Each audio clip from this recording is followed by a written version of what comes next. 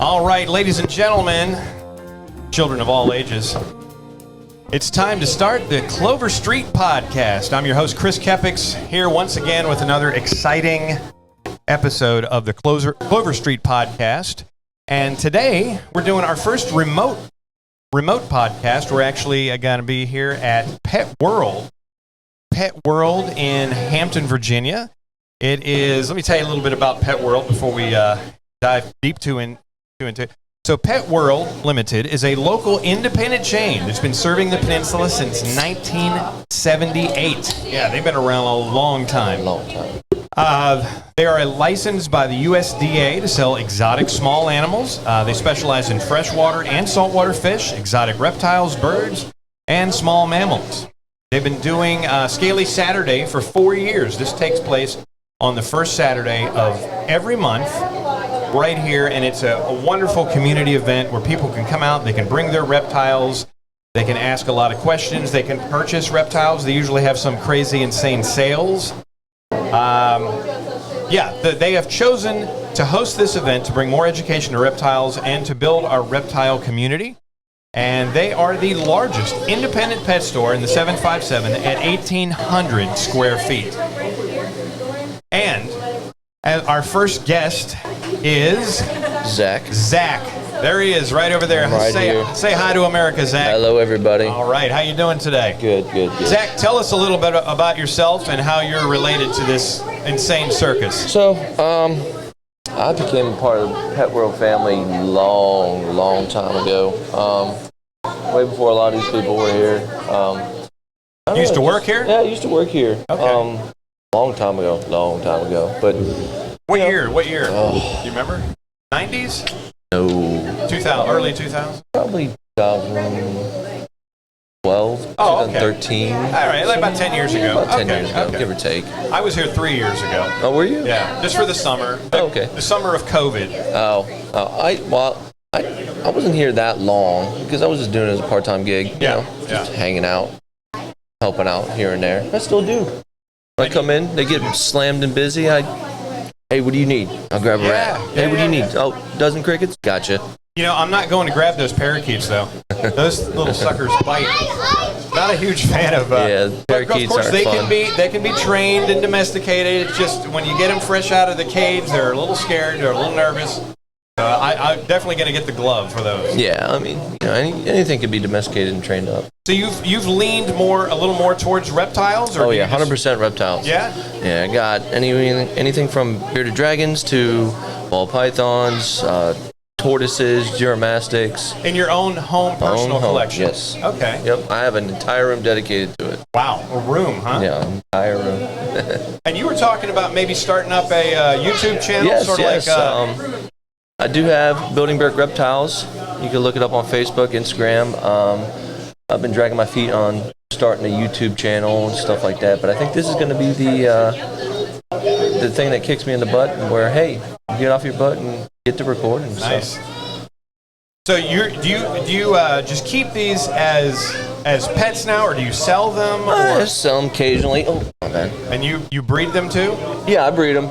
I don't do it for the money or for anything like that. I do it more or less for the fun of it. Yeah, passion. Spreading education, helping people out. People look at me, oh, you got this and you're selling for that? Yeah. If you like it, I'm gonna help you out, hook you up, and get you an animal that's healthy and happy, and you can enjoy it too. Right. So, I honestly, my own personal experience with snakes. I used to have a bearded dragon like yours. Yeah. What's this guy's name? his name's Stubbs. Stubbs. Now, why is he called Stubbs? So, Zach? you can see he only got one leg. He has one working leg. One working leg. And he got in a fight or something? Yeah, when he was a baby, when I hatched him out with a lot of his other clutch mates, he got beat up. He got beat up pretty bad. So he's one that I was not going to let go because, number one, I felt responsible for him. And, Wow, that's brutal, though. Did he, now, were the limbs completely bitten off, or did you have to? Completely bitten off. So you didn't have to. He didn't have something dangling where you had to go and have it surgically. Okay. Because he seems to have healed up pretty. No, nicely. he healed up pretty good. Put some antiseptic on it. Kept him cleaned up out of the substrate that he was in, and once he got fully healed up, he He got his own little mansion. Do you move him around the tank so he isn't stuck No, in one? believe it or not, he gets around pretty well. Really? Can he climb up a log? Yeah, 100%. Really? Yeah. Yeah, I have a bunch of rocks in there, and he actually has a brother that's with him in the same enclosure who's also missing a leg. We call him Stubbs. So we got Nubs and Stubbs. So him and his brother are sharing basically a 40-gallon custom-made enclosure, and he gets around no problem. He's faster than his brother sometimes. I had a bearded dragon recently, and one thing I'll say about bearded dragons, they're one of the coolest lizards. They're the easiest lizards. I never had a problem with my guy eating. Yeah. He ate, man, he had an appetite. He never had a problem with him eating. Yep. And, you know, what would you suggest people do, aside from commercial feed? Could they go out in their yard and just pull certain... I mean, you got to kind of be careful with doing stuff like that, because you got parasites out in the wild, you know. And a lot of people down in Florida keep a lot of their reptiles outside because it's nice and warm, and they're gonna eat stuff that they're not supposed to. Right. It's inevitable. But when they're young, they're mainly carnivorous, right? Or is it vegetables and meat Both, the whole life? Both. Okay. Yeah. You get a variety of diet of anything. Just like you're not going to sit there and eat a cheeseburger every day of your life, or whatever. You're going to want to give them a variety of, maybe a salad one day. Then turn around and give them some dubias. Kale? Yeah, kale. I think you eat kale. Strawberries? Strawberries. Occasion strawberries. As a treat, maybe? Yeah, just a little treat. Okay. Like a little piece of candy. Yeah. And then what's the average life expectancy on one of them? What are we looking at? It honestly varies, man. It varies. You can get some that live upwards of 15 years plus. Obviously, 40 the ones years. in captivity live much longer than the ones in the wild. And they're native to what country? Australia. So that's pretty cool. I got my Australian hat on here today. Mine's native to Virginia. Yeah. So. All right. Oh, going back to what I was saying earlier about and bearded dragons, they do have teeth, right? Oh, they do. I've never They're not had very one sharp, though. Really? No, they're more like molars. Will they draw blood? Oh yeah, I can tell you. Show you right here. Okay, so you gotta handle these gently. If you have a kid, make sure it's a great first lizard. It's maybe? a fantastic first lizard. Yeah, it as long as you get it out and you handle it, they're surprisingly pretty strong. Handle it gently. Yeah. I used to put mine on my shoulder, and I'd be able to sit there and watch like an entire television show, and he wouldn't pee or poop once, and then I could go put him away. Oh, you'll have that occasion where they have every now and then. Every once in a while. And then I think we used to soak ours in water too, like just throw them in the sink. Oh, you want them to go number 2 there? That's when they'll go number 2 is when you soak them in the water. Plus, it helps sort of moisturize their skin a little bit if they're getting near that shedding point. Yep, you're correct on that. But going back to snakes, So you've ever had a snake before? Huh? Have you ever had a snake? Oh yeah. I used to, but in the last couple of years, I had a couple of different ones from here, and I always had a problem getting them to eat. I could never get mine to eat. Yeah. It also depends on the species, though. I had a ball python, and I understand they're notorious for having finicky appetites. But even a boa, I had a boa that just. And then what I would do, now tell me what somebody would do if they're in this situation. They have a snake, and they want to feed it a mouse or a rat, and wouldn't you recommend frozen, thawed, or live? It depends. Because I understand live can do some damage. They can, yeah. A lady just came in here earlier and was worried about her snake. Got a little, scratch on the top of its head because, feeding live, you have that risk of the snake getting injured. And then there's always the option, some people might not find this that friendly, but there's the stunned mouse or rat you could put in there too. Yeah. I mean, there's many different options, stunned, full live. I mean, sometimes you just gotta let nature take its course. Right.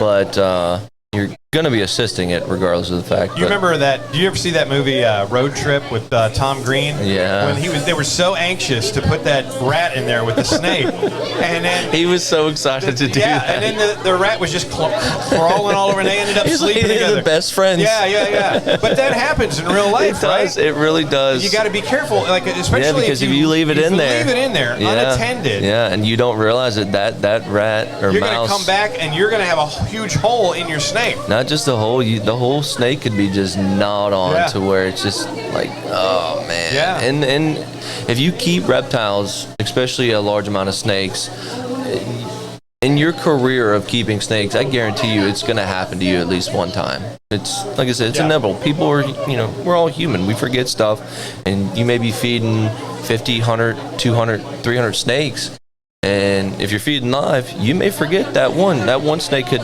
latch onto it.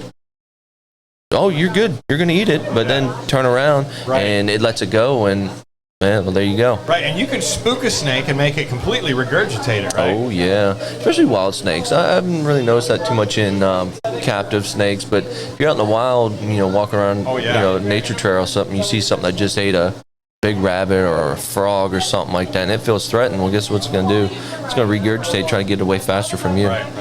And one of the problems is I would like to freeze mine and then thaw them out and then put them in the cage. Yeah, I'd get the tweezers and I'd wiggle them around a little bit, try to get some sort of motion happening. But then they wouldn't eat them. They wouldn't eat them, and I didn't want to leave the thawed animal in there forever because, then it's going to start to stink. But then you're faced with the dilemma, well, do I refreeze this? Do I offer it again, thaw it out, offer it again? Then you can't but refreeze an animal so many times. Exactly. That's where I got frustrated, and I was just done with it. In my opinion, once you thaw out an animal for feed, that's it. Yeah. It's like a steak that you would eat normally. You're not going to thaw out a steak, marinate it, and be like, I'm not hungry today, refreeze it. I mean, some people probably would, but me personally, one and done.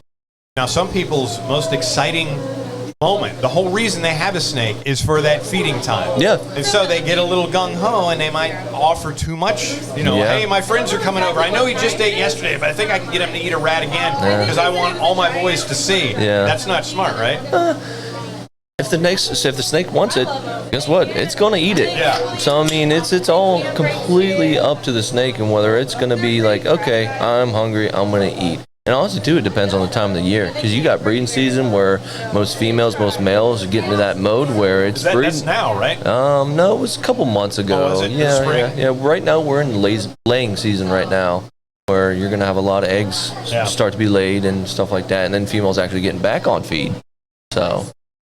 Can you talk a little bit about the problem they're having down in Florida, I guess the Everglades, with the python, I guess it's mainly Burmese python, and how that relates to the pet trade and people having those killing pets? It, man. Yeah, tell us about that a little bit. There's so many different opinions on that. You could base it off your own by the science or the statistics of each thing, but they say that the Burmese python is the biggest invasive species in Florida, and obviously we don't live in Florida, so we can't go out and hunt them and find them. But I mean, there's people that go out there and do it. Now you got to realize with social media nowadays and people clickbaiting and that whole deal, how many are actually really found in these videos or these seizure capture things? How many are really out there? That's the question you got to ask yourself. Well, and then that stems more into the FWC realm of more rules and regulations and Federal Wildlife Commission. Florida Wildlife Commission. Okay, gotcha. Federal Florida Wildlife Commission, yes. But it's starting to impact the reptile industry, not just even the reptile industry, the exotic pet industry more than anything. Yeah, because they're wanting to pass legislation to outlaw them. Whether it's a whitelist or a blacklist, they don't see us as the public fit enough or responsible enough, to keep and maintain these animals without them getting into the natural environment that they don't come from. Like if this guy right here were to be set off into the wild in Virginia, granted he may survive the summer, but that wintertime comes, this guy's going to freeze to death. Now, we lived in a state like Florida where they have a giant iguana problem and you release them down into Florida. Depends how far south of Florida you can get, but he could probably survive. You don't think he'd get eaten by an iguana? 100%. Yeah, I mean, they'll have predators too. Now, I know iguanas are mainly vegetarians, right? Correct. Yeah. But like all animals, they're opportunists. Yep. Especially if they're they've been scavenged. I've seen videos of deer eating baby chicks. Oh yeah, I mean, I've seen videos of tortoises. When you think of tortoise, what does a tortoise eat? Yeah, big old leafy Lettuce, leaves, tomato, whatever, any kind of vegetable. Well, they got Aldabra tortoises on video who are supposedly strictly salad eaters, and they're eating a dead bird on the ground. Yeah. I mean, some tortoises need protein, but some of them, they're opportunists. Well, I can understand both sides of the snake dilemma down in Florida. I can see the wildlife control people's dilemma, and I can also see the regular citizen like you and me that's a responsible pet owner. I can completely understand. So there's two sides, and hopefully. Yeah, exactly. Like I said, everybody has their own opinion. Exactly. I mean, whether you believe stuff or not, it is what it is, and we just got to roll with the punches. So you were saying that a bearded dragon makes a good first lizard for somebody. Yes. And then we're going to talk about maybe what makes a good first snake. But can you maybe list a couple of more lizards that would be good for like a first lizard? Uromastyx is. Uromastic. Don't those sort of look like bearded dragons, except they're a little smoother? Yeah, a little smoother. And then they have, I call them dinosaur tails. They're real spiky. Like, what's that dinosaur that has a real spike? Stegosaurus, yeah. So, yeah. And they got a tail like a stegosaurus, and that's just what draws me to them. And they don't drop their tails, right? No, they do not. They got that spine going all the way down. All the way down, yep. And nothing can regrow on them. So once it goes, or whatever accident happens, like Stubbs or Nubs here, they don't grow back. And that's what they're going to have to live with. Green anoles or anoles, or how do you say anoles? Anoles, yeah. Those are pretty good for, they're very delicate, right? Very darty, though. Very darty. Believe it or not, a lot of those green anoles are also used for feed, too, for certain animals. Okay. Yeah, I guess. Snakes, there's a couple, like a vine snake, I think it is. They sometimes strictly eat anoles. Yeah, okay. Let's see. And, just to throw out a little bit of my own lizard knowledge, I do know that there are, and you correct me if I'm wrong, there are two types. I don't know if it's, I always get this confused. There are two types of poisonous or venomous lizards. Yep. And one of them is found right here in America, Texas, New Mexico. Yeah, was it the beaded lizard? The beaded, is that what it's called? The Gala. The Gila monster. Gila monster. Right. Now, which one is found in America? The beaded or the Gila monster? Gila monster I think is found in Mexico. Okay. It's all up and down that general region, Mexico, Texas, even into California, from what I understand. Now, is it like the Komodo dragon where it's just that their saliva is so bacteria-filled? They actually what they call those? Their nickname is called the suicide monster. What, the Gila monster? Yeah, they're called the suicide monster. Is that? And this is what I've heard, but the bite is so bad and painful, it almost makes me want to... Really? Yeah. Really? Yeah, unalive, yeah. I heard there was a spider, too, that if it bites you, it gives you, like, the most painful erection. It gives men the most painful, it makes you want to just cut it off or kill yourself or something. I heard about that. I can't remember the name, and there's also this annoying tick that I hope I never get bitten by that causes you to become allergic to red meat. Oh yeah. For the rest of your life. Oh no, I couldn't do that. Oh my God, I couldn't do that. That would make me want to just. As much as I love animals, and I get along with more animals than I do most humans, but I couldn't do not eating red meat. And I think there's the fire ant too. That's supposed to be an incredibly, that guy on YouTube that just lets all these animals bite him. Ants Canada. Oh no, not that guy. What's his name? He let a snapping turtle bite him. Yeah, and the hornet, the Chinese hornet. Yes. Yep. Yeah, I don't know that guy's name, but he's on YouTube, and he's something else. He got bigger cojones than I do. Yeah. Oof. But okay, so going forward a little bit to snakes, and maybe somebody who's new to the world of snakes, what would you recommend for like a first snake? Oh, there's so many out there. Obviously the most popular, most common one is a ball python, but you got, extra stuff that comes with that with you. Like we talked about the feeding. Sometimes they don't want to feed, and somebody that has a first snake, they're not going to know what to do. So, they come in, I don't know what to do. My snake hasn't eaten 2 weeks, a month. Well, they could go a lot longer than that. So, if I had, some rat snakes maybe, those are good first snakes. They're not too bitey or dirty. I heard corn snakes also Corn really snakes good. are fantastic. Yeah. I used to have one of them. They always ate real good for me. Oh, yeah, they always do.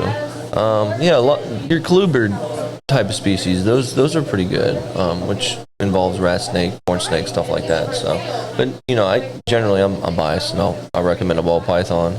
Also, I don't know if this is true or not. I heard this a while back that these snakes that constrict to kill their prey don't actually cut off the oxygen supply more than they cut off the blood flow. So basically what happens is, take for example, I walk up to you and I give you a big hug.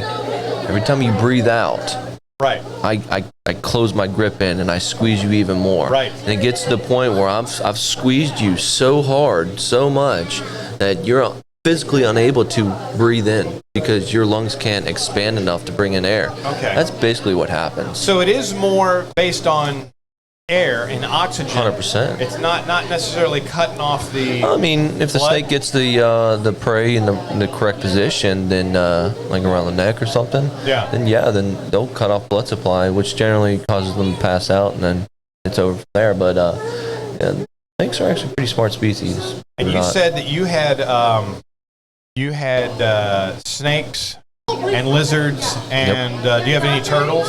I do. What you got? Tortoises. Leopard tortoises. I actually got one here now. Explain to the people what's the difference between a turtle and a tortoise. So all tortoises are turtles, but not all turtles are tortoises. So a tortoise is a land-dwelling turtle. Tortoise.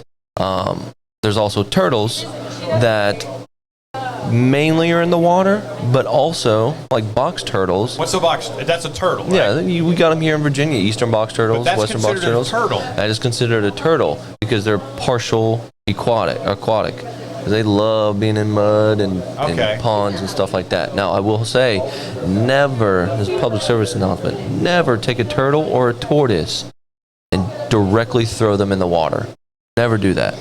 Because if you don't know the type of species it is, and you throw a tortoise in the water, guess what's going to happen? Yeah. Not good. That's it. So you always take them, you place them right there, either by the edge of the water, a good distance away, and let them make that decision, whether they want to go in the water or they want to go down and visit your neighbor down the street. Now, I know that for a lot of people thinking about having a turtle or especially a tortoise as a pet, This is a long-term commitment for most of them, right? I mean, it's like parrots. Parrots supposed to live a long time, too. 70, 80 years or even longer. So my son will probably have my tortoises up until long past, if he gets to my age. Is he a fan? Oh, he loves them. Him and my daughter both love all the animals. Okay. It's like having a private zoo at your own house. Yeah. So you can bring him into his school and show him off to his school, and it's fun. They love it. I also heard that if you are traveling in your car down the road and you see a turtle crossing the road and you want to help him out, you put him in the direction that he's going. Best thing to do, you pick him up, you carry him in the direction he was going. Yep. Set them down and just be on your way. And they did some studies. I believe there's some studies out there where they took certain species of, I think it was box turtle, and they took it out of their environment, out of the wild, and the tortoise or the turtle paced around like it was stressed out to the point where it's like, what did you do with me? Like it. You really set him off his navigation. Well, it's almost like he's homesick. Yeah. Yeah, and you don't ever want to take stuff out of the wild that doesn't absolutely need to be taken out of the wild. Plus, in most cases, it's illegal. Yeah, it is. Especially here in Virginia. They're real strict about it. Especially box turtles. People don't realize that. Those are protected. Not federally, but they are...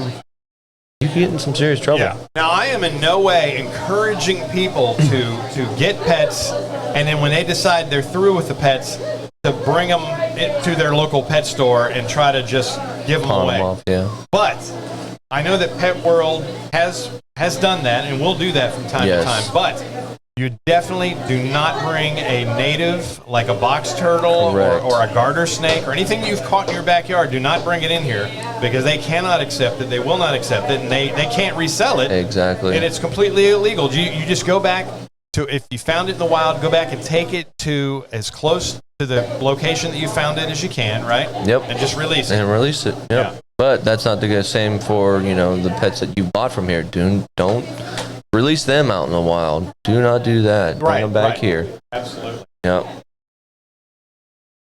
Let's see, what else? What else? What else can you tell us about reptiles and space requirements and amenities, heating, all that? Tell us all what I you can say need. really is do your research before you get anything.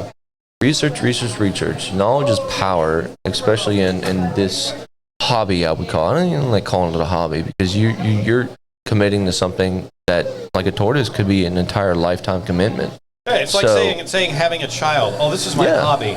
He's not a child. He's my hobby. I look after him from time to time. Yeah. When he amuses me. Also, too, like you don't want to just get something and then do the research. No, you want to do it beforehand. That way, if it ever from bad to worse, you got to look up the bad stuff and the good stuff. Like, he likes to do this. Well, you also got to look up sicknesses.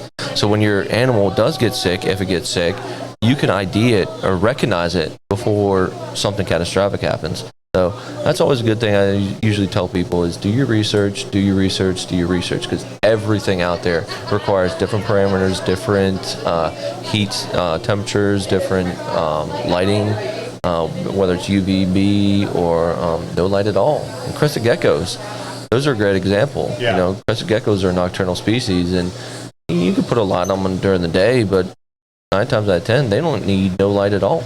Even a heat source. As long as your room temperature, they're good. Is that right? Yeah. And then you come out in the middle of the night one night, and there's your crested gecko just going ape shit. But everything's different. Everything is different. Sure. Do your research. Yes. The people at your local pet store, I would say especially the mom and pop stores like this, are incredible at giving advice and information. Well, the experience level is unreal. All right. Okay, so I think what we're going to do is we're going to come back to you. Yeah, we'll take an audible. Zach. Yeah. Zach. Yes. Okay, we're going to bring over our children's author. It's a children's book, right? Or is it an adult book? It could be both? Yeah, it could be both. Okay, all right. So, Zach, you want to take little stubs and nubs, and we'll get the reader, the author over here. Yeah, we'll definitely bring you back because there's a lot more we need to cover in the world of reptiles. I'll be back. Yes. All right. Shoot, you know what? Get it for me. All right. Our next guest is an esteemed author, a published author. I don't even know how you go about getting yourself published like that. Sounds like a pretty big deal to me. But let's see. Kelly is going to come on over here now and talk to us a little bit about her book. Fortunately, she has somebody with her that can assist because she is, I believe, selling copies of her book, and she also has some cat toys over there. Kelly. Hi. How you doing? Grab those headphones there. Grab the headphones. Yeah. Woo! All right. Is everything comfy? Can you hear yourself good? Yeah, sounds I didn't even good. adjust the levels earlier, but okay. Kelly, all right, welcome. Where are you from, Kelly? I came down from Richmond. Oh, did you? For this Scaley Saturday event? Yes, I met Cherie at a training a few years ago, right before COVID. Yeah. So we've been in touch. Cherie is the general manager here at Pet World, just for those of you that don't know. You want to grab a copy of your book and hold it up for the... Sure. Hang on just a minute. All right. She wrote this book. It's called Cats with a Box, right? That's correct. And look, your name's even on the cover there. Yeah, how about that? And isn't it funny, Kelly, that people spend so much money on amenities for their cats, and what do they end up playing with? The box that it came in. Or any box, right? Right. Whenever you get an Amazon shipment, you don't throw that box out. You toss it over. You leave it open. And why do cats like boxes so much? They like it because of the deep sense of, what am I trying to say? Cats like to hide. They like to surprise their prey.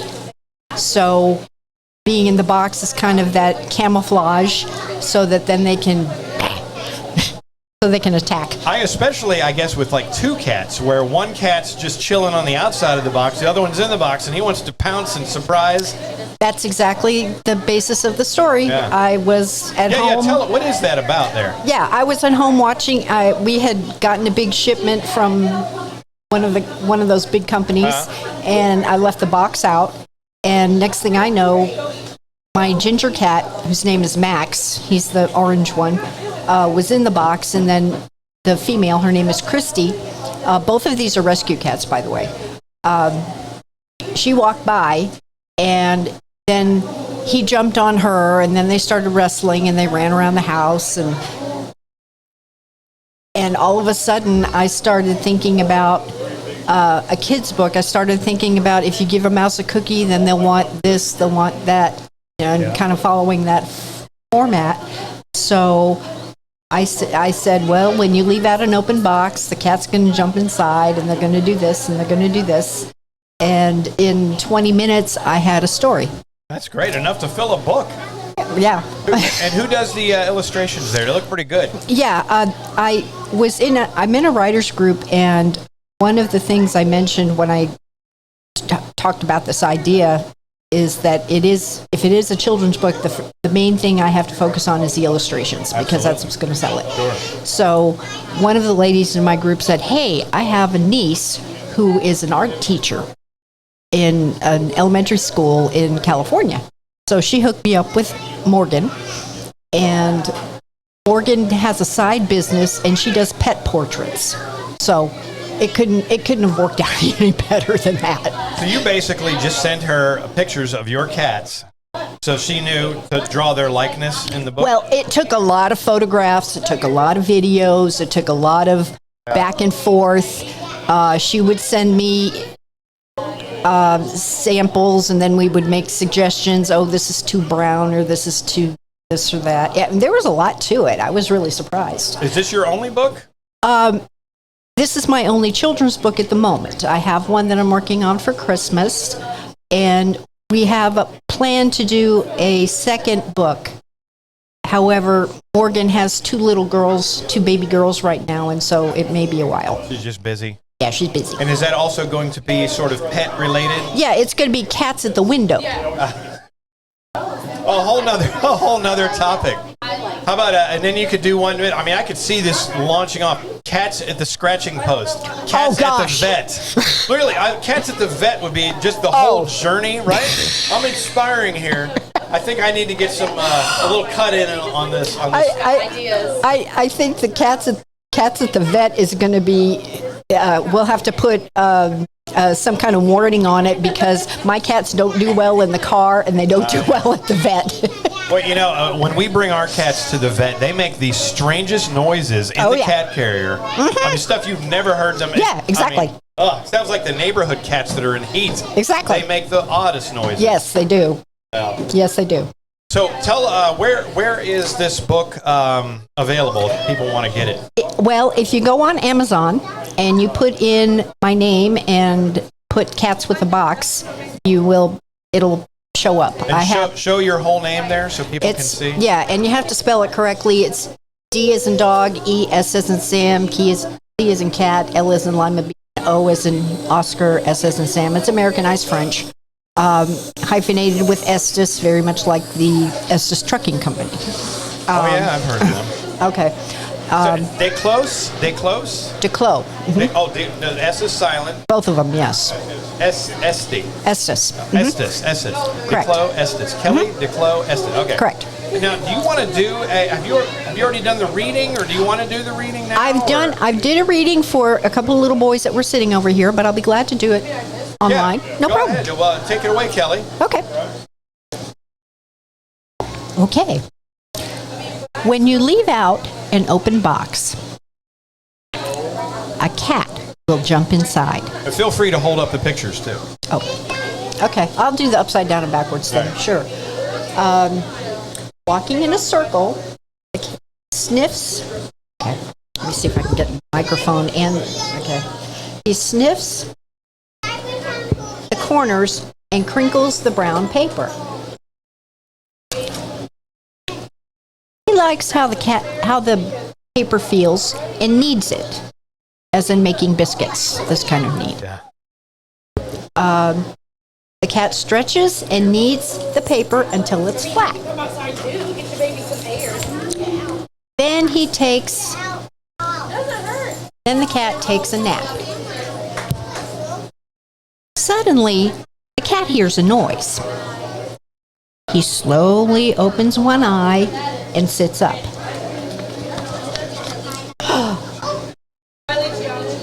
There's another cat walking by.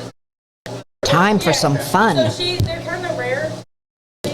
Staying crouched in the box, the cat waits for just the right time. In a flash, the cat springs out from the box. He jumps on the back of the other cat, and it's a surprise attack. The two cats tumble and wrestle on the floor. They hiss and stare at each other. Then the cats chase each other around the room. They go one way, turn around, and head back in the other direction. The cats make a sound like galloping horses. To take a rest, one cat squirms behind the couch, thinking she has her playmate trapped. The cat creeps closer to the couch from under the table. And if you look real good, you can see a glowing pair of eyes underneath the couch. With one pounce, she has him. Uh-oh. Where is he? Where did the other cat go? He went back in the box. He quietly walks in a circle and sniffs the corners and crinkles the brown paper. He slowly stretches and kneads the paper. Then the paper is flat. When the paper is flat, he lays down and takes a nap. The end. There it is. That's uh-oh. I got a situation. Why do cats, they have some odd behaviors? Like, sometimes they'll smell something, and, and then they'll be like, why do they do that? And, it makes me feel like, do I have an odor problem? Or are they smelling something really? And then they do the kneading. Can you talk a little bit about that while I fix this sign? Sure. The kneading is actually an instinct that they develop when they're babies. Because in order for a kitten to get milk from their mom, they have to knead over by the nipples. So that's where that kind of comes from. And then if you have a cat like Max, who is my orange cat, who was separated from his mother at a very young age, he will still knead on my arm. I call it nursing on my arm because it's a comforting thing for him. He likes to do that.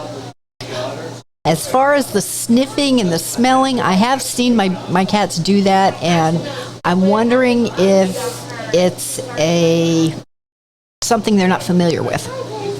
They're just kind of, what was that?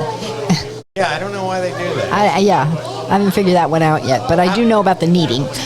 How is the book doing? How long has it been out?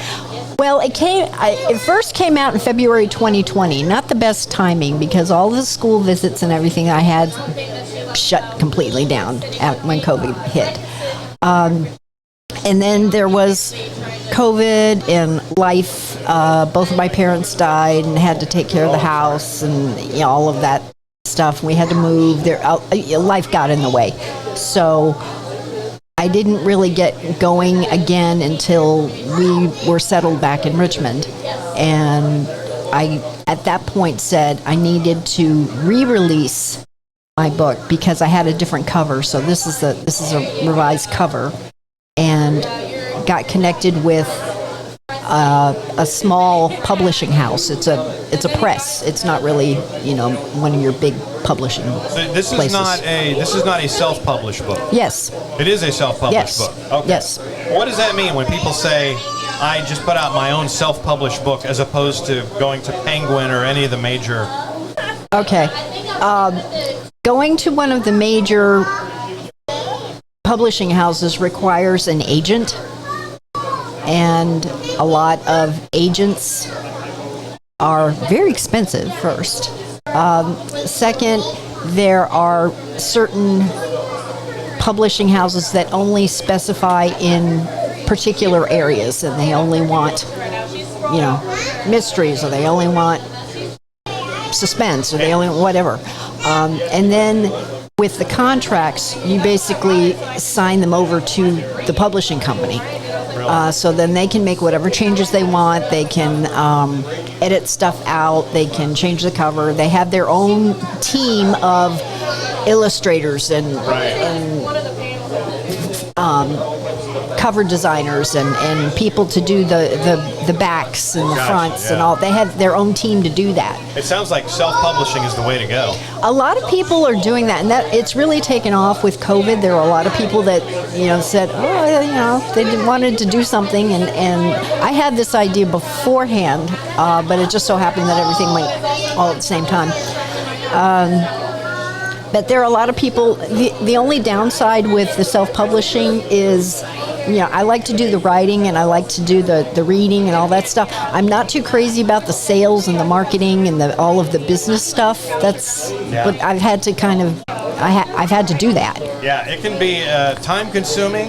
Yes. Are you on any of the social media platforms? Oh yeah, I'm on quite a few social media platforms. I'm in a lot of groups, but still, there's a lot of us out there. Right. And when you're out there competing with people who have a whole series and have been doing this for a while, it's kind of hard for some little person like me to kind of get into it. Okay. That's all.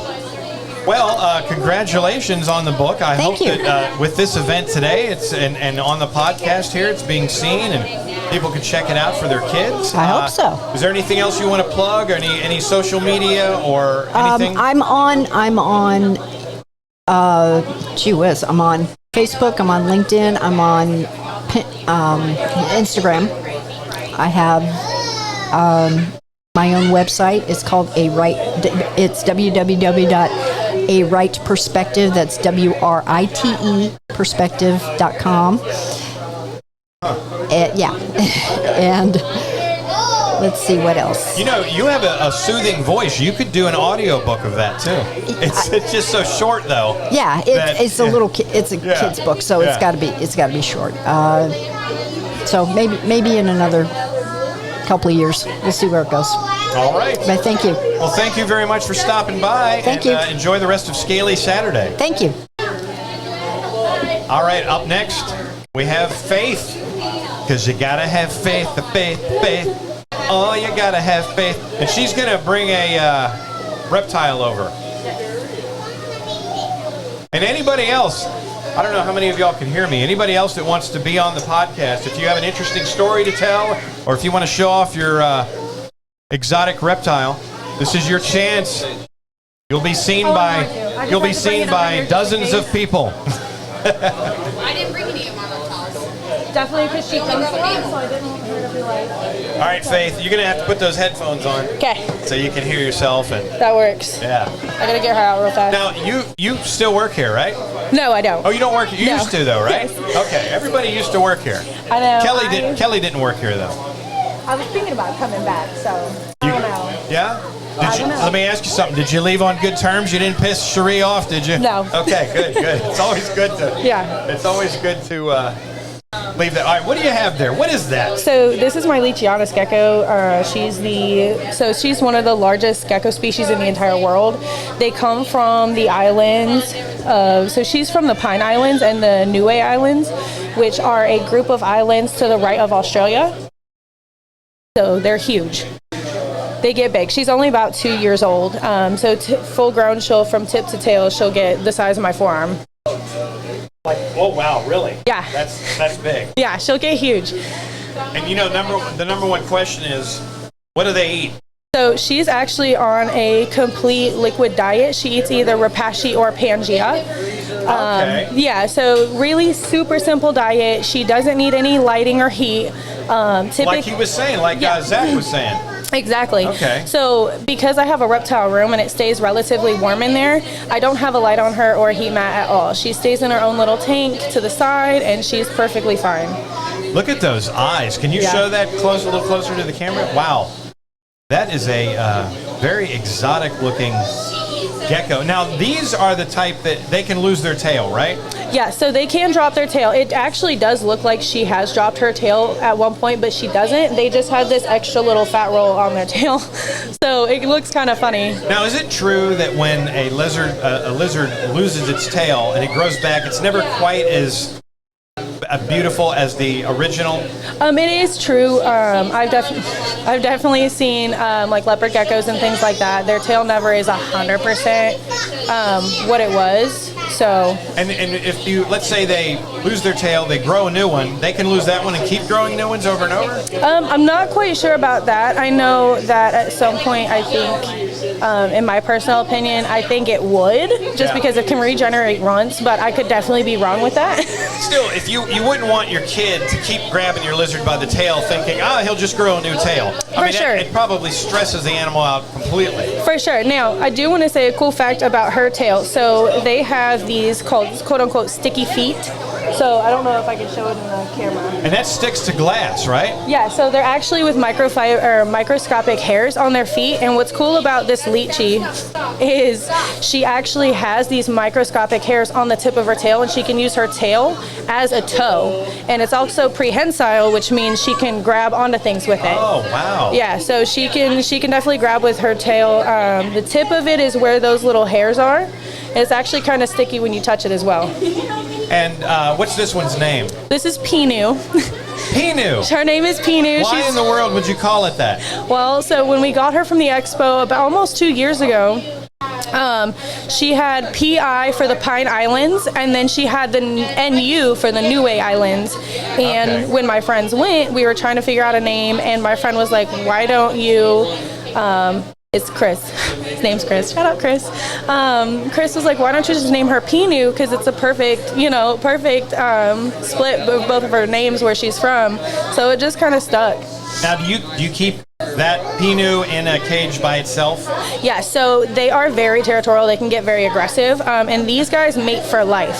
So a really fun fact about them is, let's say if you put him... If you got a male, right, and you put them in together, this is a female. Oh, that's a female. So if you got a male and had it in with another female and put it in with her, if she smells the other female, she will attack and kill the other male. Really? Yes.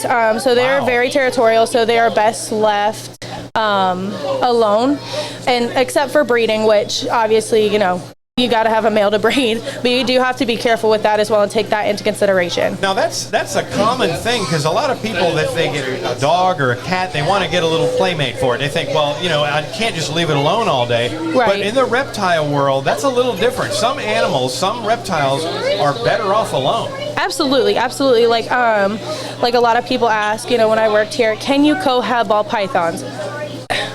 It's a gray area. I would say you can for maybe a week if you're waiting for a cage, but preferably we always ask and make sure that people have the proper setup before bringing an animal home. It's just a good practice to have.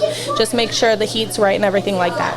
Okay, and these are nocturnal? Yes, so she is nocturnal. So when she, that's why she's a little more chill right now. That's why I kind of brought her out. Yeah. So I don't know. She seems pretty active there. She's a little upset. I'm not gonna lie, she's a little upset. But yeah, so she's definitely nocturnal, definitely more active at night. Likes to hang out on the glass. Do they, when they give birth, do they give birth to eggs or little baby lizards? So another fun fact about that, because I actually did a lot of research on her, more so than what I typically know about them. So the cool thing is, and I'm reading off my list, I'm sorry guys. That's fine. They can lay, so they typically lay 2 eggs per clutch, and they can lay in one breeding year 5 to 6 clutches. Now that can change. They can have a maximum of 10 to 20 eggs in one single year of breeding. So it just varies, but typically they do lay eggs, and they will lay about 2 per clutch. And you're not interested in breeding this one, right? No, I imagine that's a whole project in itself. It's a whole project, and honestly, right now, I've never had a lychee or a crested gecko, which crested geckos and lychees are in the same family. So I would like to at least enjoy her for a little bit more, and then maybe later down the line, I might look into it because they are so rare, and the more they, populate and everything like that, the price will go down because they are pretty pricey. Are they? Yeah, so she would probably retail about $1,200 to $1,500 right now. What? At 6 months old. Oh my God. She's almost 2. She's about 1.5 to 2 years old right now. When we got her at 6 months old, we got her on sale for $800.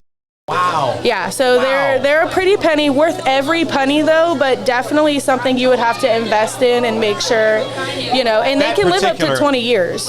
Okay, so that's something else to consider. Would you say that geckos are a good first lizard for kids or for young people just getting into it? So I would say crested geckos are a good for Maybe intermediate? So I would say intermediate. Not necessarily advanced, but No, okay. so I would say both. Beginner because of how easy their habitat is. They don't really need a light. They can stay at room temperature. But for handleability, right. I like to break it down into different ones. So handleability, I would say intermediate because these guys, as you can see, even though she's nocturnal and she's more chill per se during the day, she's still kind of a little mad right now. She has no idea what's going on. She's looking around. What's all these lights? Yeah. At night, she's really, really, really, really active. When I used to work here, and we had to clean out the cages, I was a little nervous around the geckos. I always thought that they might bite me. Was I wrong to think that? No, because so anything and everything can bite you. Yeah. It's just a matter of will they? Like a bearded dragon, they can definitely bite. I've heard of them, on strange occasions where maybe they're not super socialized. Like this guy, I'm cool. She's not gonna bite me. She may lick me, which is what she just did there. They have a lot of teeth. They do. So Sharp. these guys. Well, so she's mainly on.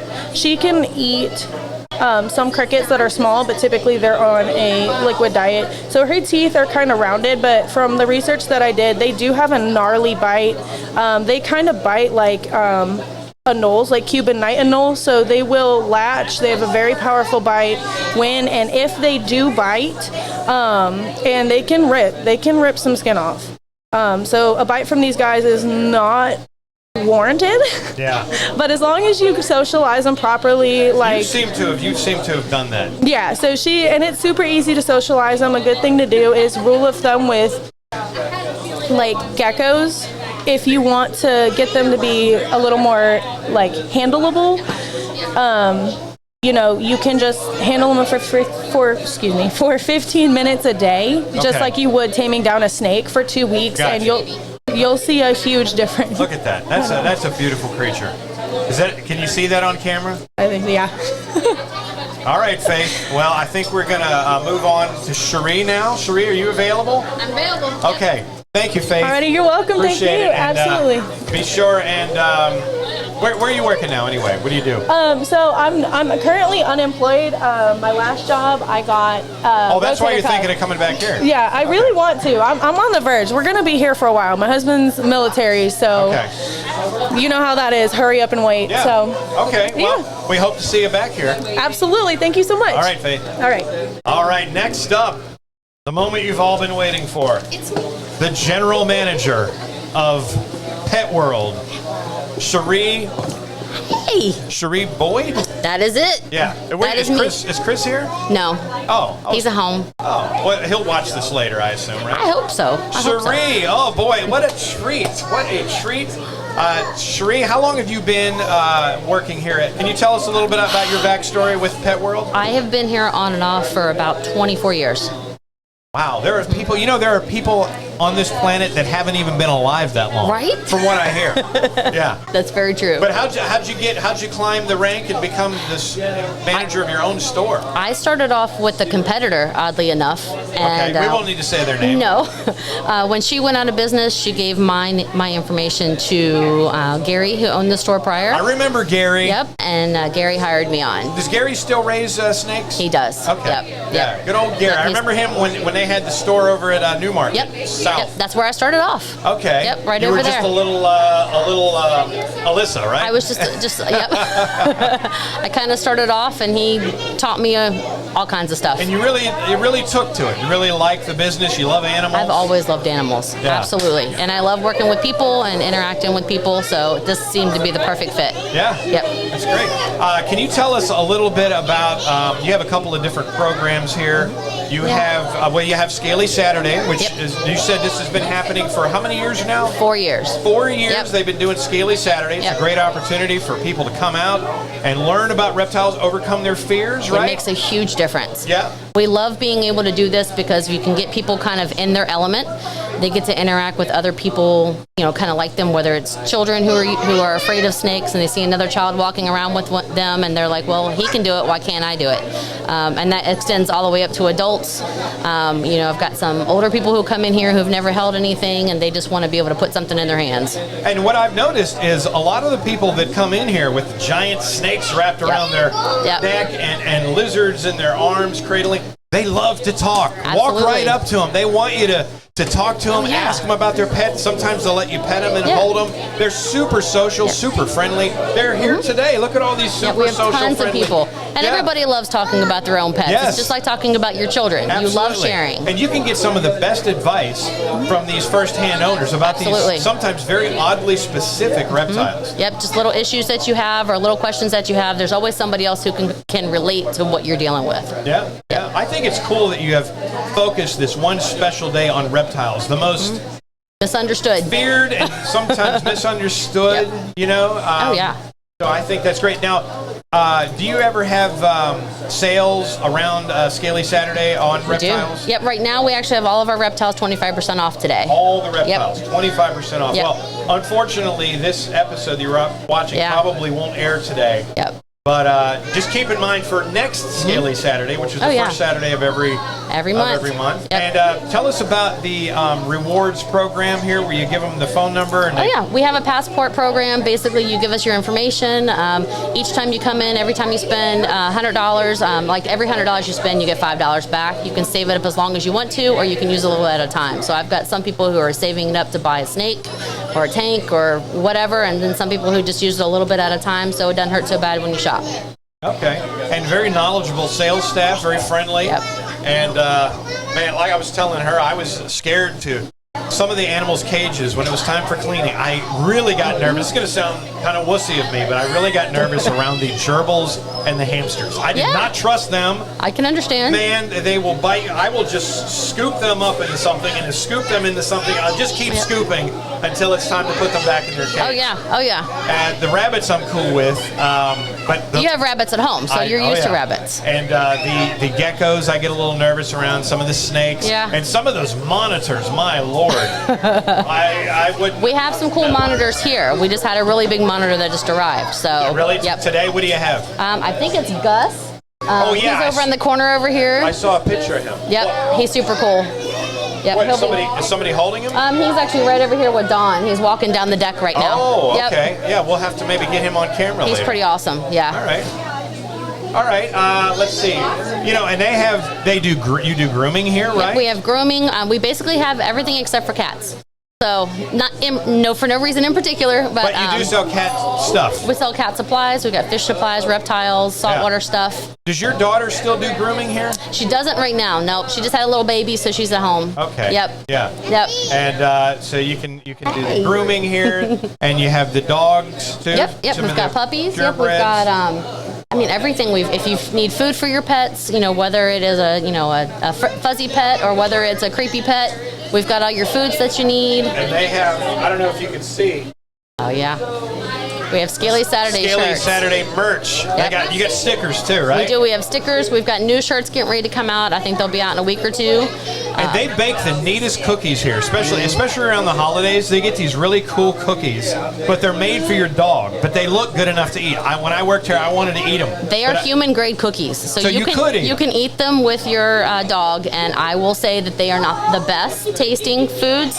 I may or may not have tried them, but but they're okay. She tried them. Yeah, I may have. You get hungry. Yeah, and they got reptiles and amphibians, right? Let's not forget about our amphibians. I know it's Scaley Saturday, but I just feel that sometimes the Oh, yeah. amphibians. I remember you guys carried some. The coolest thing, the albino bullfrogs. Yes. Man, those were cool. Do Yeah. you still have any of those? I don't have any right now. No. Oh man, those were the. They're pretty awesome though.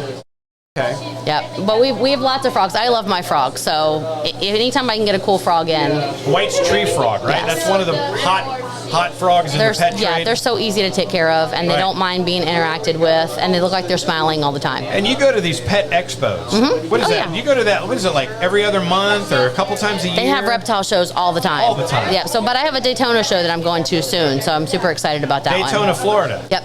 Wow. Oh yeah. And is that where you get some of the more exotic stuff Yep. that you bring back? Yep. Because you have quite a variety of ball pythons. We have so many things. Yeah. Yeah. I mean, if it's cool looking and I can get it, I try to get There's it. there's a whole subgenre of just ball python videos. Oh, yeah. And all Oh, the yeah. different color variations. Absolutely. Yeah.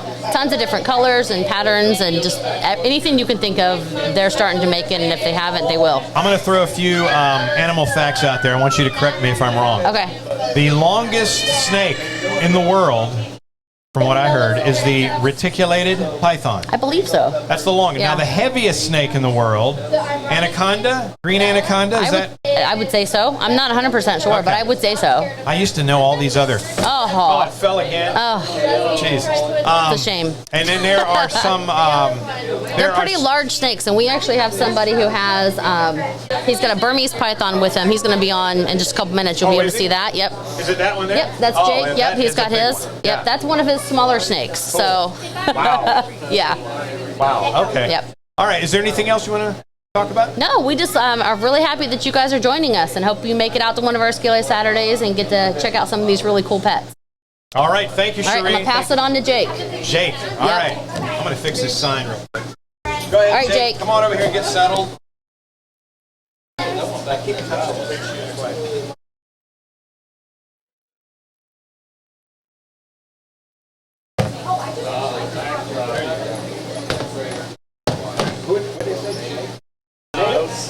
You're Jake? I'm Jake. Okay. Stay for me.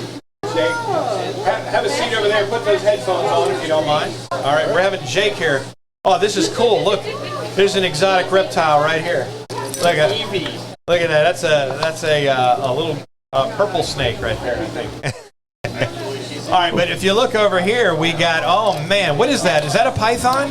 Yep, this is a Burmese python. A Burmese? This is what we were talking about that's taking over the state of Florida, right? They are indeed. Now that looks a little lighter than your typical run-of-the-mill Burmese python. Yeah, this one is a full-blood hypo. She does have a few different hets on her, so she's a little bit lighter colored than the normal ones. A few different what? Hets, heterozygous traits on her. Heterozygous. Okay, that's just the different color variations and patterns and markings and stuff? They're genetics that aren't visible in them, but she does carry the genes. So if she were to breed with a snake that did have those visual traits, they would appear on the babies. Oh, interesting. All right. And what do you got that one at? What is that one eating now? This one's currently eating medium rabbits and roosters. Pretty much the Did you majority say of her diet. roosters? Indeed. Wow. Now, where in the world do you get roosters? Luckily, our local farmers just kind of have to ditch them because they are illegal in a lot of the counties and cities here. That's true. A lot of people will go to Tractor Supply. They'll buy a bunch of chickens, not knowing what sex they are, and then when they're maybe a couple of months old and they start crowing, well, we need to call Jake and get this rooster out of here. Exactly. Right? They got to go. Yeah. One way or the other. And you said small rabbits too? About medium rabbits for one this really? size. And do you feed them frozen or? Typically, I do try to feed frozen. Feeding live, it can injure the snake. Yeah. But if I get a whole bunch live, that's what they'll be eating that night. Wow, that's fascinating. And how often does this? Is it a boy or a girl? This is a female. And what's her name? Named her Honey Mustard. Kind of obvious reasons. Honey Mustard. All right. And how often does Honey Mustard eat? Honey Mustard's eaten about once every 3 weeks. And I imagine that changes throughout the year, right? Correct. As she gets a little bit bigger, the feedings are going to be bigger, but a lot longer lengths. You know, I've got some that are well over 18 feet, and they're only eating about once every 5 or 6 weeks. Man. Wow, have you ever brought any of those ginormous ones in here? I have indeed, but today I was alone, so anything over 11 feet I don't handle by myself. Right, for sure. Wow. And now this is a constrictor. She is. And non-venomous, right? No venom in this one. So, I mean, I think that if you handle them from a young age, you handle them regularly, they can be just as chill as that snake. Oh, they can. Burmese pythons are actually incredibly tame, so it is kind of sad to see them have to be killed in the state of Florida. But like any invasive animal, they got to go. Sure. But they are completely puppy dog tame. They're not head shy like most snakes. You can touch them, deal with them, whatever, and they're not going to flinch. They're not going to pull from you. Most snakes are going to bite you out of being defensive. And you're not going to deal with that with these guys. Right. Is there a certain way that when you go to pick them up, you should approach them so they don't feel as threatened? Always tap training is one of the best things you can do with these guys. Start on a really early age by using a hook like I brought here today. They sell those here at Pet World, by the way. They do indeed. Yeah. Just kind of give them a little bit of tap so they know it's not feeding time, that it's playtime. And once you kind of tap touch them, their actual body? I do. I kind of tap the enclosure, get their attention. Okay. I open it up just enough where I can kind of boop them on the head a little Right. bit. And once like, all right, I'm not going to eat today. I'm actually going to come out. They completely snap into this really nice calm mode. And you got to be careful that if you were handling or cleaning like a rat enclosure, that smell on your hands can sometimes trigger, right? Absolutely. You got to wash your hands, definitely, even when you deal with very common foods. If you ate bacon that morning, if you were, there's a story of a woman who cooked bacon in her home and the smell kind of lingered and her python did turn on her. You got to make sure those smells aren't present. That's how they detect everything. All they know is if it smells like food, if it's warm with these little heat pits that they have. Sure. And you're just a big warm thing yourself. Exactly. You're emitting heat. Now, they're cold-blooded, so they rely on the sun in the wild. They rely on the sun and like things that are heated by the sun, like a rock, and that's why they lay out and just chill on the road a lot of times, right? Exactly. That heat feels so good to them, and that's why she's so calm with me, is because right now I'm just like one big heating pad for her, and she loves that. Yeah. Well, I'll tell you one good thing about these snakes. No matter how violent they get, it's not as bad as owning a chimpanzee. Have you heard some of these horror stories about people that own chimpanzees that they just rip their face off, they rip their genitals and their fingers? It's horrible. A snake will never do that to you. Say what you want about a snake, but the worst you're going to get is a little bite. You'll walk away with your face and all your fingers, hopefully. Yeah. Yeah, that's cool, man. Any other facts you want to share about? I can't really think of any facts off the top of my head. It's just unfortunate that a lot of our states are trying to make these guys illegal. They're really pushing to make all of these large snakes illegal because of what's happening in Florida. And I do understand that in a place where they can become invasive, it may be necessary. But aside from Florida and a couple other places, they really can't thrive out there. What about the idea? I'm just throwing this out there. Maybe if you get a snake like that, registering it. So each snake is matched up with an owner and people can't just, I don't know, I guess people could still release it into the wild, but there would be some sort of fine. I don't know really any way to enforce that. That is one option, especially in a state like Florida. If you get caught, that would be a great option here. But likely, if I were to release one of these in the wild here in the state of Virginia, it wouldn't probably make it through the day. It's going to get hit by a car. The babies are so light colored; they're going to get picked up by a hawk. True. They will not, and they can't survive the winter and fall time here. That's true. And we don't need more government regulation. We have enough of that. Oh yeah, that's the last thing we need. Yeah. Well, that's pretty cool, man. I was going to say, years ago, I had a albino Burmese python, and maybe I just didn't have the patience with him, but he never settled down. He was always aggressive. Is that a trait in albinos? Do they have a vision issue, or was that just me not being patient and handling him enough, or what? So sometimes albinos will have a little bit of a light sensitivity issue. I do breed albinos. It's actually one of my favorite morphs. Yeah. So if they're in constant light, they will become a little bit stressed. But typically, the Burmese pythons aren't really going to freak out unless they're just, under constant light, or they've got all kinds of, food in the room, or just some reason to entice them. They're really calm for the majority of the time. I think the Burmese python ranks up there with one of the largest snakes in the world. Am I correct? Correct. Burmese pythons are the heaviest snake, and reticulated pythons are the longest snake. Oh, see, I thought the green anaconda was the heaviest. Is that no? They may be a little bit on average, but I do believe pull that up. I'm a little curious, but I think these guys are about the heaviest. Wow. So I'll bet you. I mean, I'm going to upset a lot of people, but I'll bet you these guys can make a pretty good meal. Hey, snake jerky tastes pretty good. You've had it? So I'm from Florida originally, so they eat everything down there. I think I saw a place up in Richmond. It's just a jerky store, and they sell all the exotic meat jerkies, and I think they actually had python jerky in there. That might be something I got to try. Yeah. I have actually made raccoon jerky before. I've made that from scratch. Now I'm curious. Yeah, it wasn't bad. I think a raccoon is considered like a predator, not like a rabbit or anything. So the meat's a little different. Like if you eat like mountain lion or wolf or bear or anything like that, I think it's a bit of a different taste. But I haven't tried too many things like that. Yeah, I can't say I've had a raccoon on the menu before, but I'm open to new things. Do you do anything else besides snakes? I have a few tegus that I do breed. Tegus, those are amazing, right? They're great. What do you have, the black and white ones? I have a black and white Argentine tegu, and I do have a red, black, and blue Colombian tegu. Wow. They're a breeding pair. They do stay together. Now, you talk about an animal you got to be careful of that it doesn't bite you, right? Oh, absolutely. I'd rather take a bite from one of these guys any day than a tegu. Yeah. God. I mean, the same with snakes.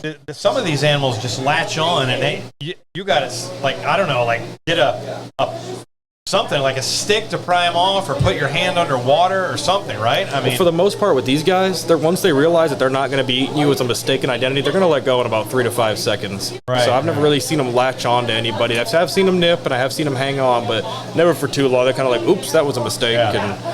And that is a beautiful snake right there. But Thank you so much.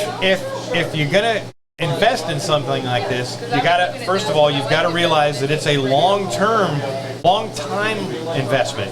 These animals live for a long time, like Jake said, and they need a lot of space. Like if you can devote an entire room or at least a huge enclosure inside of a room, it's better to give these animals too much space than not enough, right? Absolutely. For the most part, they won't really utilize a whole lot of that space. I have actually cut down on some of the sizes on their enclosures. I keep them in about 6 to 8 foot enclosures, depending on their size. Okay. They do stay pretty still for the most part, unless they're feeding. Yeah. But I also do take them out every week. They get at least an hour of playtime every week. Playtime is like this, right? Just like this, I might go sit in my front lawn, fill up a little kiddie pool, have them in there. Yeah.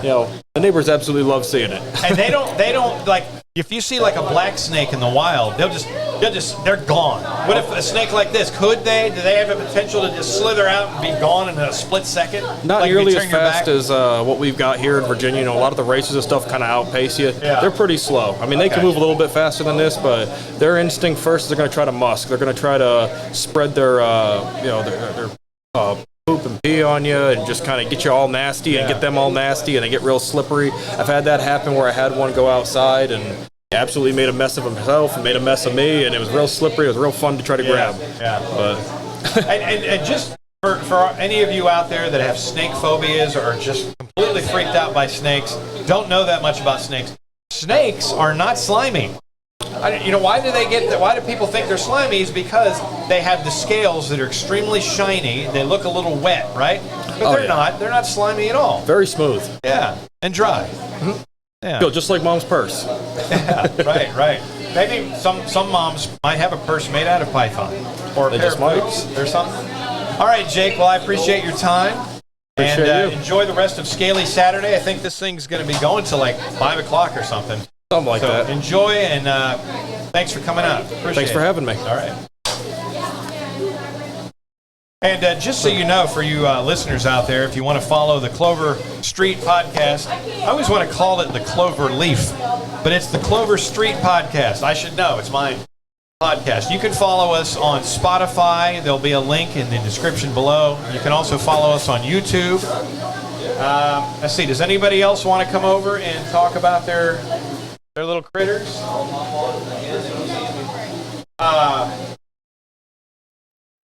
Zach? Yeah. You want to come back? All right. Anybody? No, I guess nobody. Okay. Come on back, Zach. Let's get back You on. get the headphones on. And everybody else where get is their your bearded dragon in a secure location? He's sitting over there on the table. All right. He's all right, though. We're probably going to go for about another hour.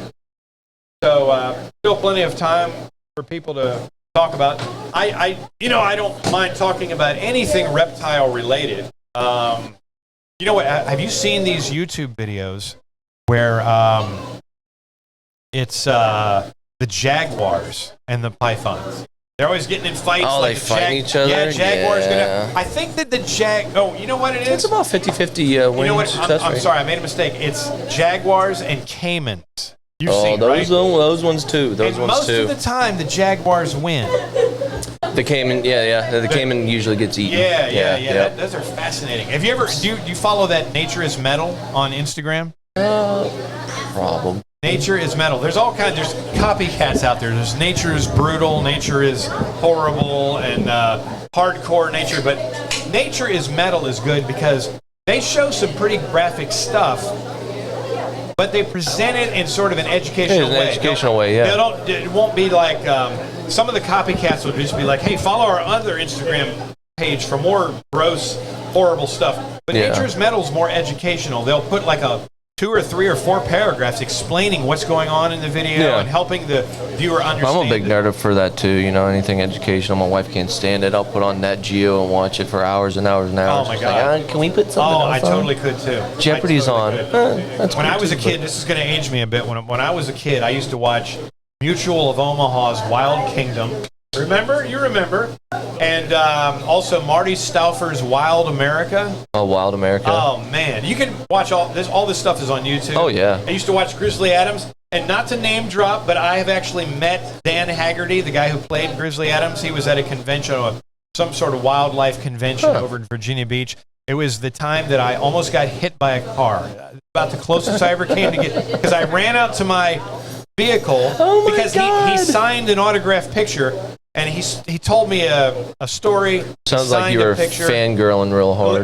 Yeah. But then I decided, I don't know, I think it was going to rain or something. So I ran out to my car to put my coveted autographed picture away. And as I was running back to the Virginia Beach Convention Center, a car almost hit me. And it wasn't my fault.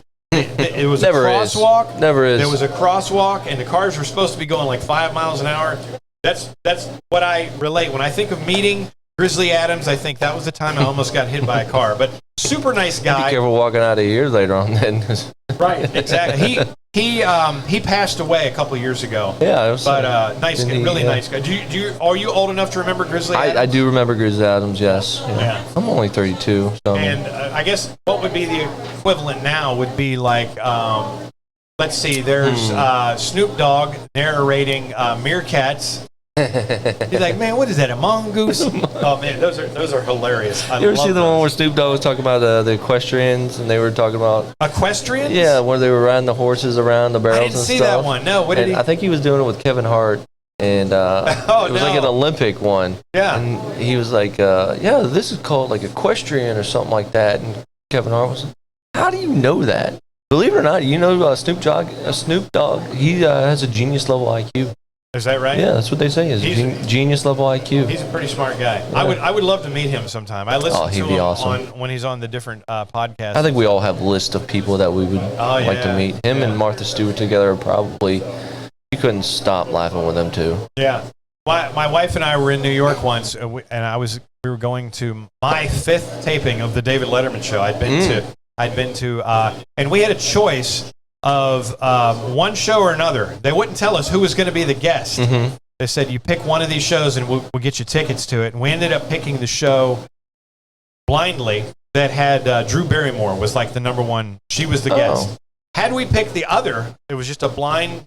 The other guest would have been Martha Stewart. And my wife is a Martha Stewart-aholic. Oh, wow. And she would have loved to have seen that. But instead, we got to see Drew, which was cool. Drew on the David Letterman show. Yeah. We were hoping that she was... I don't know if it was Dave's birthday again, but we were hoping for a Drew flash real quick. Oh. But she did not do that. But anyway, but some of the nature shows that are on TV today are great. I'm a big fan of like nature shows on YouTube, like the real unscripted people going out and doing it. Like you see a couple of people go out in the Everglades just hunting. That's the fun one. Yeah. You never know what's going to happen. Oh, I watch the hunting. I am a hunter myself. I hunt, fish, I bow hunt, and I fish, and I love watching all these kinds of videos, and I really like it when it's unscripted, uncensored, and unexpected. You know, when they just show... You know, don't be afraid. I mean, it's sometimes it's raw, it's brutal, it's hard to watch, but it is reality. That's the way it always has happened forever. Yeah. Forever. We just want to protect our eyes from seeing anything that like they won't even show a dead human body on the news. If you ever watch the news, they always have it blurred out or they just I don't know. They're making people too sensitive, I think. And if you want to, just go down Newport News. Go to certain sections, certain hours of the night. Yep. You can see a lot of that's unfortunate. Interesting things. Yeah. But what else reptile-wise could we discuss? Do you have a favorite? What do you like better? Snakes, lizards, turtles? I'm a tortoise guy. Are you? Yeah, I never was at first. What do you have? I've always had tortoises. So I have. You have a sulcata? All right, let's start out with sulcatas. That's the most basic one. You have more than one? I have more than one. Show us with your hands how big it is. Oh, she is probably about the size of a car tire, like an 18, 20 How big was it when you got it? When I got her, so I got her from a lady up in Pennsylvania. She was a school pet, and she was getting too big. She's actually 35 years old. She's about 150 pounds. She's 35 years old. Probably a good from tip of the head to her tail, back scoot. Probably a good 36 inches. And what's the weight? About 150 pounds, give or take. Where's this turtle right now? In my backyard. And I guess it's okay with this weather, Oh, right? yeah. Anything, so my general rule, my opinion is anything under 70 degrees, even at 65 for the more hardy tortoises, is generally okay. Now, as long as it gets above 70 during the day with the sun bask, right, they'll be fine. But anything lower than that, you're pushing, you can get respiratory infections, you could freeze to death, stuff like that. So, what's this? So, you have how many sulcatas? So I have one, two. Oh my God. So my wife's named pretty much all of them. Yeah. So I have Bella, Molly. And you remember all the names? No, I tried to. Bella, Molly, Arthur, Taylor, Minerva. You're just naming your sulcatas. Yeah, Minerva. My God, man. I hope you have several acres. No. Believe it or not, they're in a pretty giant pen in my yard. Is a pen? I was going to ask you if it's a pen they're in, yeah, or is it you just have a so like a fenced-in yard? In years past, I've had them in my backyard. It is an entire fenced-in backyard, but it gets to the point where when they're out all summer, tortoises constantly eat. If they're not sleeping, they're eating. So it got to the point where when they're in my backyard during the summer, they would eat the grass all the way down to the root. Really? And by the end of summer, when it's time to put them up into their whole hot yard. shed, my whole backyard is nothing but dirt. Now, the good news with that is you don't have to spend money on somebody to mow your lawn. Well, that's true. You got free lawn care. But anyways, I got to the point where I was just tired of looking in my backyard and seeing nothing but dirt. So I penned them up, put some hay down, and let it roll. You can move that pen around, right? No, mine are permanent. Okay. Permanent pens. So they don't have any fresh growing grass to eat. You just bring stuff to them. Yeah, I'll feed them romaine. I give them hay and variety of diets. When you mow your lawn, can you give them? Yeah. So I was just going to say, when I mow my front yard, I generally try to break up the clippings and I'll divvy it up. I have 5 pens right now with different varieties of tortoises.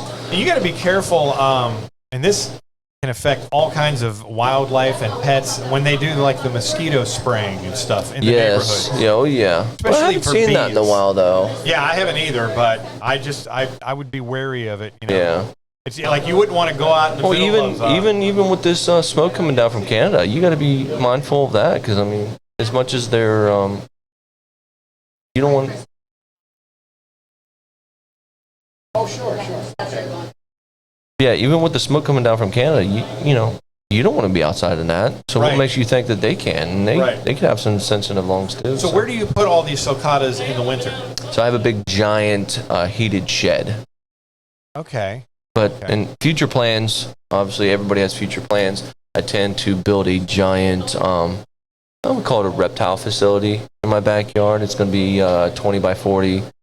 Building, I guess you could say. There's a fine line between somebody like you that is responsibly taking care of their animals, has the adequate space and resources and financial ability to care for them. That's a big one. A lot of people don't realize that. Financial ability is key. Yeah, you could be able to afford to buy that tortoise or that snake right then and there, but if you can't afford to take it to the vet, get it treated, the feed, sometimes, like for example, rats with snakes, they go up, they go down. You raise your own rats? Oh no, that is one thing I will never suggest that anybody do. Yeah, I've done it. It's absolutely horrible. I know people that do it. Yeah, and I've had them escape in my house. Oh, no. Nope. One time my wife woke up super early in the morning because a rat ran across her house. She did not just freak out and start screaming and crying. She was just like, she leaned over, picked up the rat by its tail, said, Chris, you might want to make sure that your rat cages are escape-proof. That happened to me yesterday. Oh, God, really? Was it yesterday? I dropped a rat. Oh, yeah? Maybe it was the prior feed, and I dropped a rat, and my wife was standing right there, and she's like, oh, my God. She didn't step on it, but she put enough pressure to keep the rat right there until I got the tongs and picked it up. She's like, oh, my God, there it goes. But like I was saying, you know, there's a fine line between somebody like you and then these other people that you see on, like, hoarders. You know, the animal hoarders. Oh, there's a fine line. They just get carried away, you know, with cats or any animal. I've seen, you know, they have the SPCA come out there. They have animal control, and they're just bringing carrier and crates and bins. And unfortunately, some of them aren't alive even as well. I mean, emaciated. You got to do your research. You really got to. Yeah, and that's what I preached earlier. Research. And there's so many awesome YouTube I point to as one of the best. Yeah, a lot of times you really don't even have to go and read stuff. Yeah. Pull up videos on YouTube. There's hundreds of videos out there saying, oh, this is this. I mean, there's more ways to skin a cat, right? Right. Or, you know, you got this guy that does it this way, and you got this guy that does it another way. So. And people who are super excited to get a pet, don't impulse buy a pet. That's the worst. Do your research. Now, I will say I am guilty of that too. I've done it in the past. But you do your research. You get the tank or whatever it is that you need for him. So when you bring him home, that's like the last thing you buy is the actual animal itself. Yep. So, yeah, it's always a good idea to do your research and know what you're getting into. Oh, completely. You know, like you were saying, the financial responsibility. And the fact that sometimes these animals, like dogs and cats, you got to be there for 3, 4, or 5 times a day. Yeah. You know, I imagine most reptiles can probably be left a day or two without anything, but still, especially if you're getting one as a baby. Babies require a lot more attention than most adults. Right. And with feed and water soakings and you think about your family vacation plans. Exactly. In the future, and I hate to say it, but that's one of the things that I have to take into consideration, and that's having as much as I do is. Who's going to watch after my stuff? Yeah. Thankfully enough, I have pretty good friends that will come over and you got to show them the specific way you do certain things. Yeah, well, and a lot of them too are also in the reptile world, so they know exactly what to do. Which is, I don't want to say I don't trust anybody, but you got to be able to trust the person that's keeping your stuff and absolutely vet them out. So they have some pretty unique enclosures here at Pet World. Oh, you got to give all that credit to the people here. Yeah. Ryan keeps them up and everybody else here. And it's a lot of work cleaning them too. You can't just ignore that stuff. And I'll get it next week or whatever. I mean, it's work. You're going to put it's not just about sitting down and holding them and playing with them and feeding them. There's a lot of work involved. Oh, definitely. Who was it that Cherie was telling me that I needed to talk to? That, Can we get somebody else up here? Yeah, but I think he left. If you want to, I'm going to step away for a minute. If you want to talk about whatever. Sure. Go right ahead.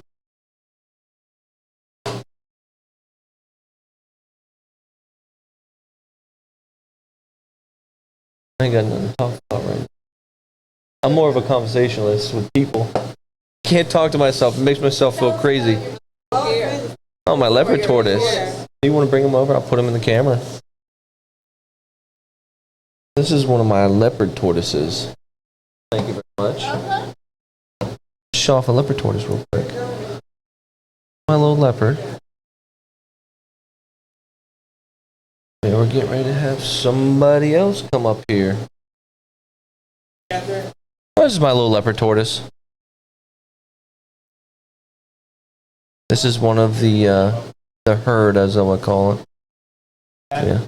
That is a tortoise, not a turtle. Tortoise, yes. Okay. I do not have any turtles. I have all tortoises. Yeah. I imagine turtles must be a bit of a nightmare as far It's as just like their enclosure and their water. filtration. The water gets dirty. So You add that extra step in the work that you got to take care of. did you know that there's a pet store? There's a pet store in Virginia Beach. I don't remember the name of it, but they sell baby alligator snapping turtles. Really? Yes, I couldn't believe that because I thought they were protected. They're supposed to be, I thought. I don't really know. I mean, that's a huge. Now, some of them, there's commitment. some loopholes that you can get around, like for educational purposes. Yeah. But I love snapping turtles, though. they're cool. They're my favorite. They're cool. It's They're my a all-time cross favorite. between basically two animals. All right, Zach, I think we're Who are we going bringing to in? bring Chris over now. Oh, Chris and Chris. Chris, now, I got to ask him. All right, thank you, Zach. I Yep. appreciate it. I'll probably be back at some point. Hey, do you want to quickly mention if anybody wants to follow you? Yeah, Building Brick Reptiles. Facebook. Say it slower. Building Brick Reptiles. Building Brick Reptiles. Yep. Facebook, Instagram, soon to be YouTube channel. Okay. Any questions anybody ever has Gotcha. pertaining to reptiles, I'm up from 4 o'clock in the morning to sometimes 11:30 at night. So I usually, if I can't figure it out, I'll find somebody who does. So any question anybody has, hit me up. I post some pretty cool content on there. So I want you to work on getting better night's sleep. You need to get sleep is if I important. get 4 or 5 hours a night, I'm happy. All right. I'm happy. Thank you All very right, we'll be much. back. Huh? The guy that did what? That's the guy that I shouted out for Phoenix. Apparently, this guy can write his name in the snow with his pee. That's what Faith just told me. I'm sorry, I can't hear. Chris, how you doing, buddy? I'm doing all right, Chris. How are you, man? What is your affiliation with Pet World and Scaley Saturday? Did you used to work here too? No, I never worked here. Okay. I've been coming here for a couple of years now. I got my first couple of snakes from here. Okay. I'm up to 7 at this point, and I want to say 4 of them I've gotten from Pet World. All right. So I come here quite a bit for feeders. I'm effectively part of the family at this point. Yeah. So, what do you have there? so right here I have my purple snow dwarf reticulated python that I actually got from Reach Out Reptiles. Oh, wow. That's I don't know if I've ever actually seen a reticulated python in real life. Yeah, they are very intelligent species of snake. A lot of species, you look at them and you see there's no brain cells. Yeah. Like, they're just there. Yeah. Retics, on the other hand, you look at them and you could see that they're thinking. They're very active and curious species of snake. Now, that is the longest snake in the world. Am I correct? That is correct. Now, is this any sort of special variation that maybe doesn't get that big, or is this one going to get humongous? Yeah, no, he is a dwarf, so he'll only get to about 8 to 10 feet in length when he's fully grown. Okay, a dwarf. As All right. opposed to, As opposed to the regular reticulated python, a lot of people don't know this, that can get as tall as the Empire State Building. No lie. And they can swallow entire buses, like Greyhound buses. Am I wrong? Somebody correct me if I'm probably exaggerating a bit.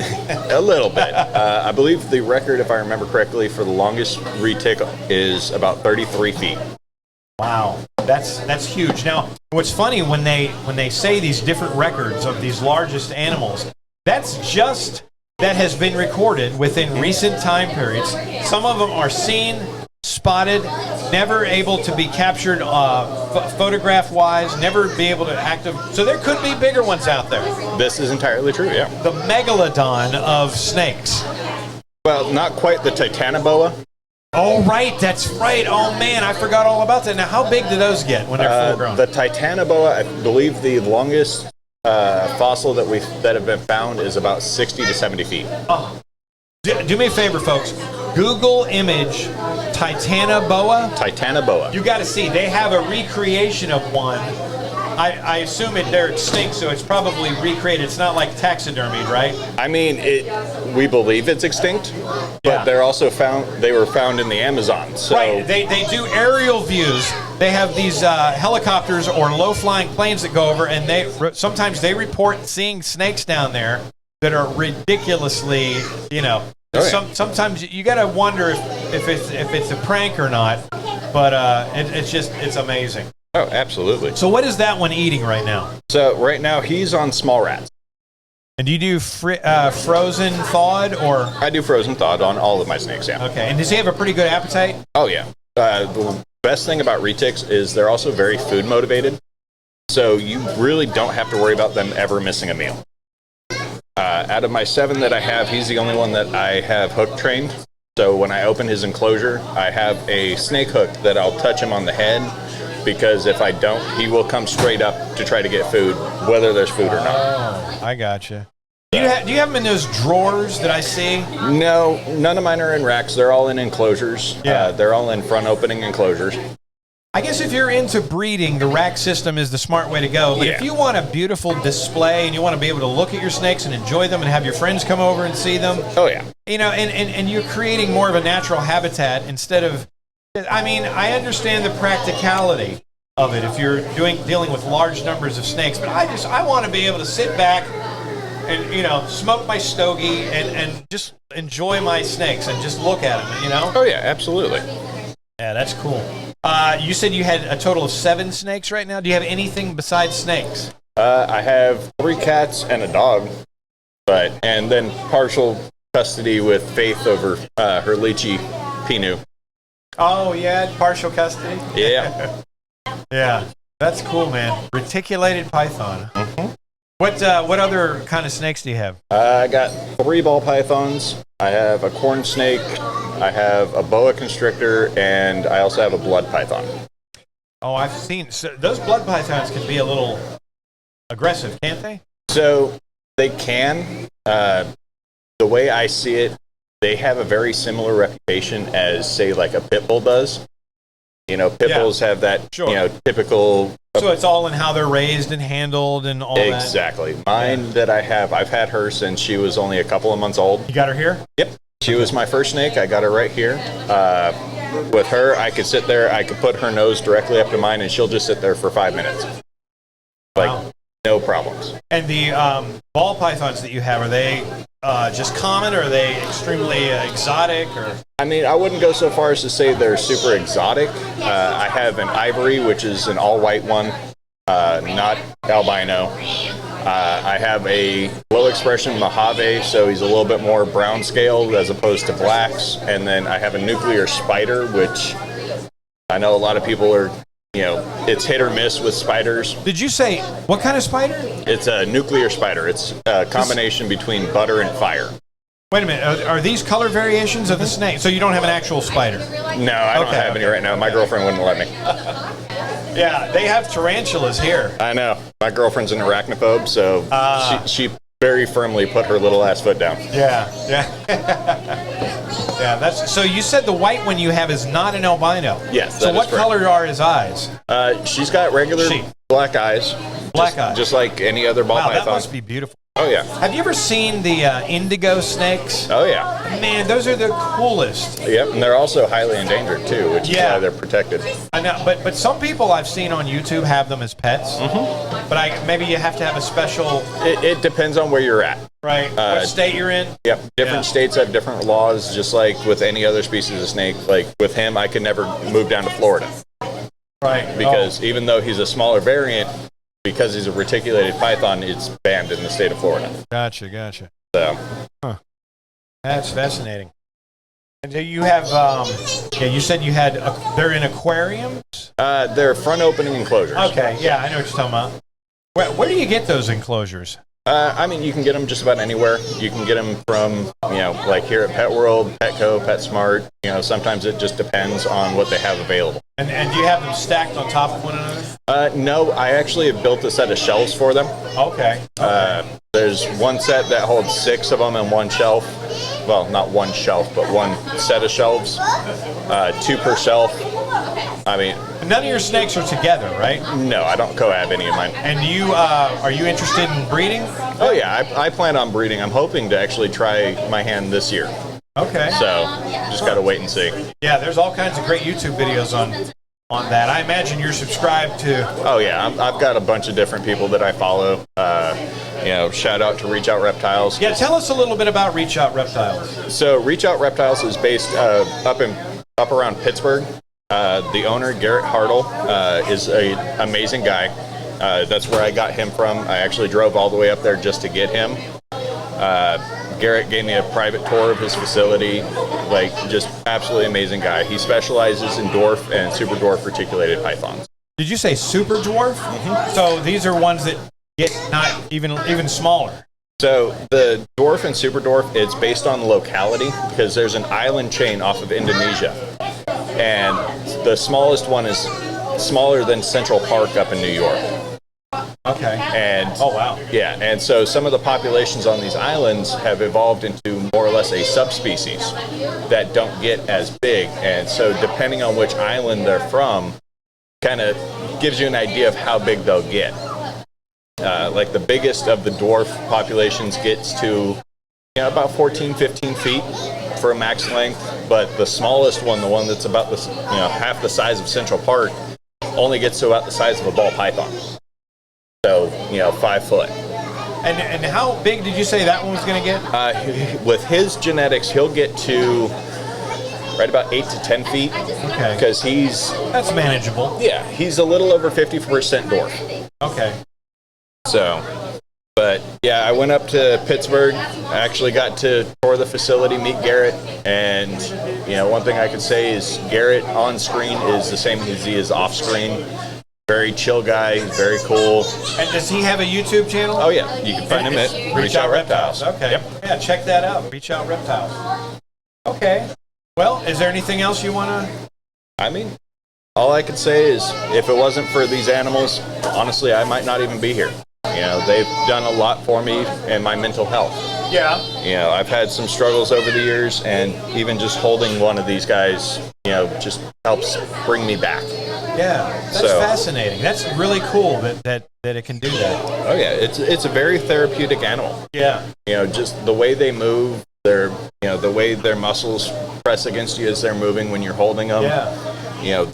Everything about them is just so therapeutic and relaxing. Yeah. That, I can see that. It's great snuggling up with my dog. Yeah. Because he's good at showing that affection back. Right. But nothing beats holding a snake. Yeah. So don't be scared to hold a snake. Oh, never. And it's an event like this is great because nobody's going to force you. Nobody's going to throw a snake at you or get all up in your face. You can observe it. You come in one Scaley Saturday and you just stand maybe 5 or 10 feet back from a guy like that and just look at him hold the snake. Then next Scaley Saturday, you come and you stand maybe a foot or two away. Then the next Scaley Saturday, hey Chris, can I touch it? Can I just touch it? And and then you build up because there's no sense in being phobic of any animal, really, except maybe bears. Bears will kill you dead. If you see bears, just go the other way. Respect their territory. But even bears have their place. Yeah, I mean, all animals do. Absolutely. Everything on this planet is here for a reason, and everything does its job. Absolutely. So. All right. Well, thank you very much, Chris. Thank you for having me on here. Yeah, absolutely. Reach Out Reptiles, everybody. All right, we're probably going to be doing about 15 more minutes. If anybody else wants to come on, sit down and talk about their pets, or anybody else? Because I can fill it up. I'll talk. I'll just blah blah blah. I love hearing your voice. Why don't you come over here, Alyssa? Huh? Pee real quick. Oh, were you gonna come on when you're done? All right, maybe we can get one more over here. Anyway, folks, I've been having a lot of fun. How you doing? You want to go over there and be on the podcast? Like I said before, Pet World here, located in Hampton, Virginia, on Mercury Boulevard, right next to Toys R Us, right? Toys R Us is right over there. Used to be. Used to be. Back in the day. Used to be. What is it? Ollie's, Harbor Freight, Family Dollar, and Pet World. And this place has been around. I got one of my first jobs here back in the early 90s. They used to have a location a few miles down the road. And I think Dave was the owner then, too. And he got one of my first jobs, definitely my first pet store job. And I had a lot of fun. I learned a lot. I don't think I've ever had a fear of reptiles or snakes or lizards or any of that, but just reinforcing the love of all things that are in nature. You want to come, Zach? Come on, help me wrap up the show. We're doing 15 more minutes. 15 more minutes. And then we'll call it at 2 hours. 2 hours.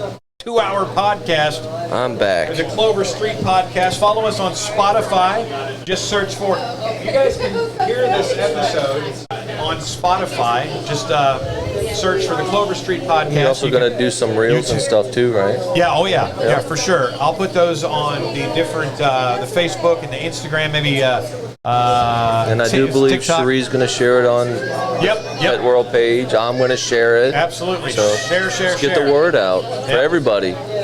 And in another week, I think we're going to be doing another podcast on primarily hunting. We're bringing an old high school buddy of mine on who's, I don't want to say he's an expert hunter, but he knows a lot more than the average person. I got a couple buddies that are some subject matter experts on that too. Yeah. So I have a love of hunting, and so me and him together, we're gonna. That's gonna be. I can never get into hunting.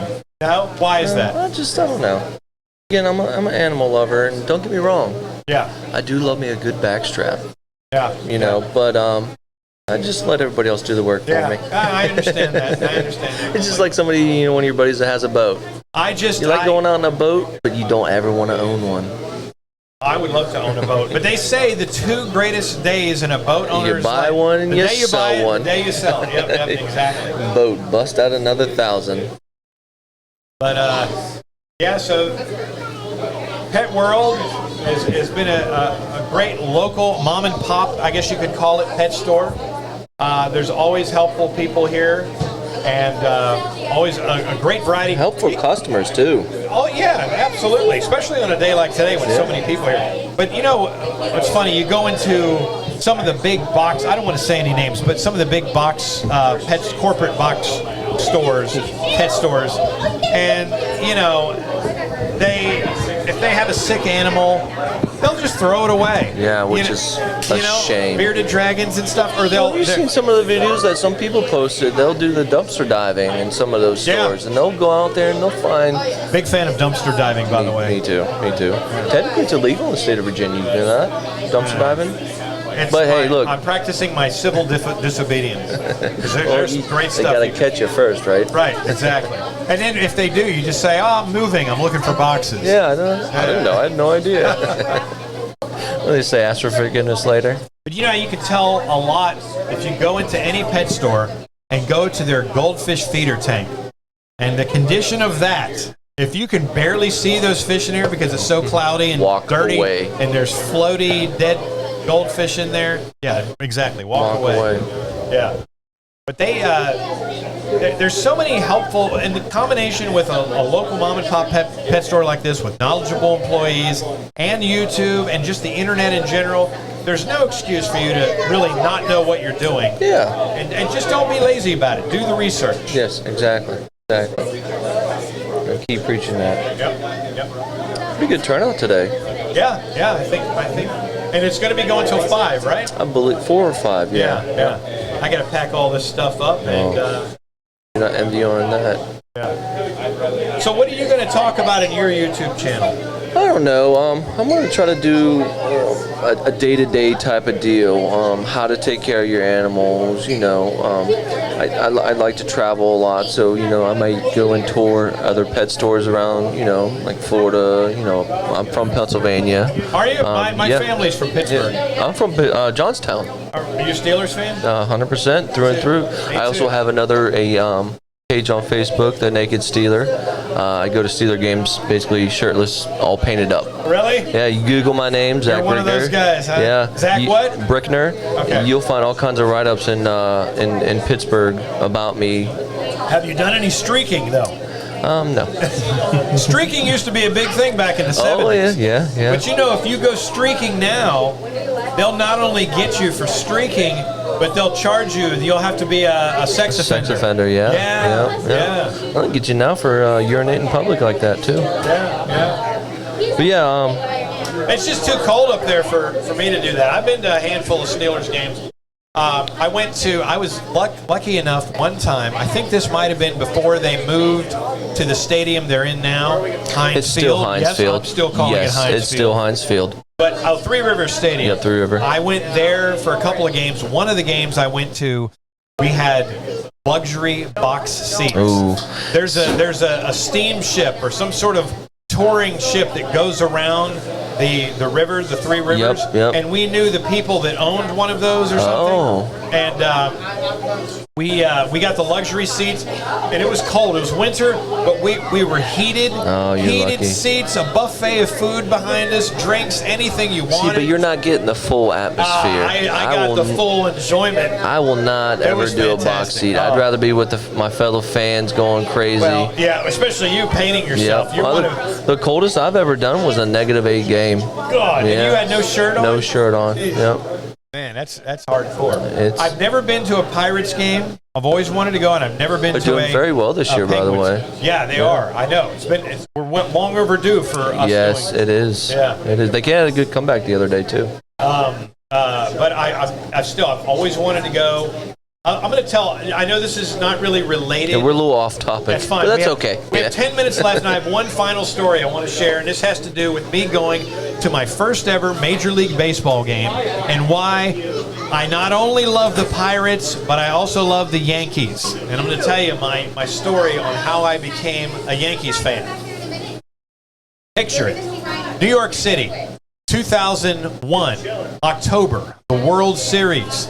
The terrorist attacks, 9/11, yeah. had just That's happened shortly after. a month before. Yeah. A month before. So security is tight.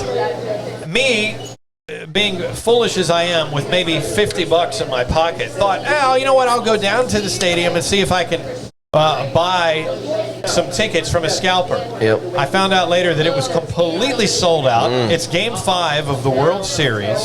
So I walk up to this security section, and there's a young kid that working there, and he is basically letting people back in that have gone out to their car for something. Like Tell me you played them. No, I didn't have to. This guy was a saint. I said to him, I said, hey, scalpers, what do you think? And he's like, man, this game's sold out. If you were to find a scalper, which you won't, you're not going to pay less than $200 or $300. You know. Seeing for that time, that's cheap. Yeah. Well, yeah. And so I said, I'll give you. I offered him like $20 or something, and he said, hang on to that. The next group of people that come back in from their car, you come on in with them. It's like, really? He's like, yeah. So he let us in. I stuck my hand out. I tried to give him the money. He said, don't worry about it. Have a good time. My first Major League Baseball game That's ever. awesome. And he let me in. Now, once you get in there, it's right after 9/11. You need to look like you have a purpose. You need to look like you know where you're like going. You belong. We were in the bleacher seats, which is probably the worst section there. But I looked up, and there was an empty seat. And I walked up there, and I sat in it like I owned it.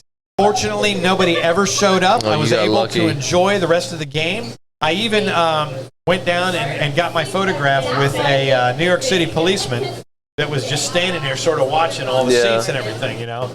And I had a blast. And then the following year, spring training or opening day, April of the following year, I went with a buddy of mine, and we actually bought tickets and just went to opening day. Legit way. And that was my second Major League Baseball game. And ever since then, and the night that I went for the World Series, we won that night. I don't think we won the series that year, but we won that night. The streets were full of electricity and fun. Everybody was partying and having a great time. Yeah. So that's my New York Yankees story. There you go. We got about 5 minutes left if you want to tell a story or say anything else. Nothing really. Oh, about my YouTube channel. Oh, yeah, I'm hopefully going to start. Tell us But yeah, more about I that. want to do, like tours of pet stores, and I want to do a day-to-day thing, just filming my animals, letting people watch them grow up and how to do certain things, and just have fun with it. Have fun.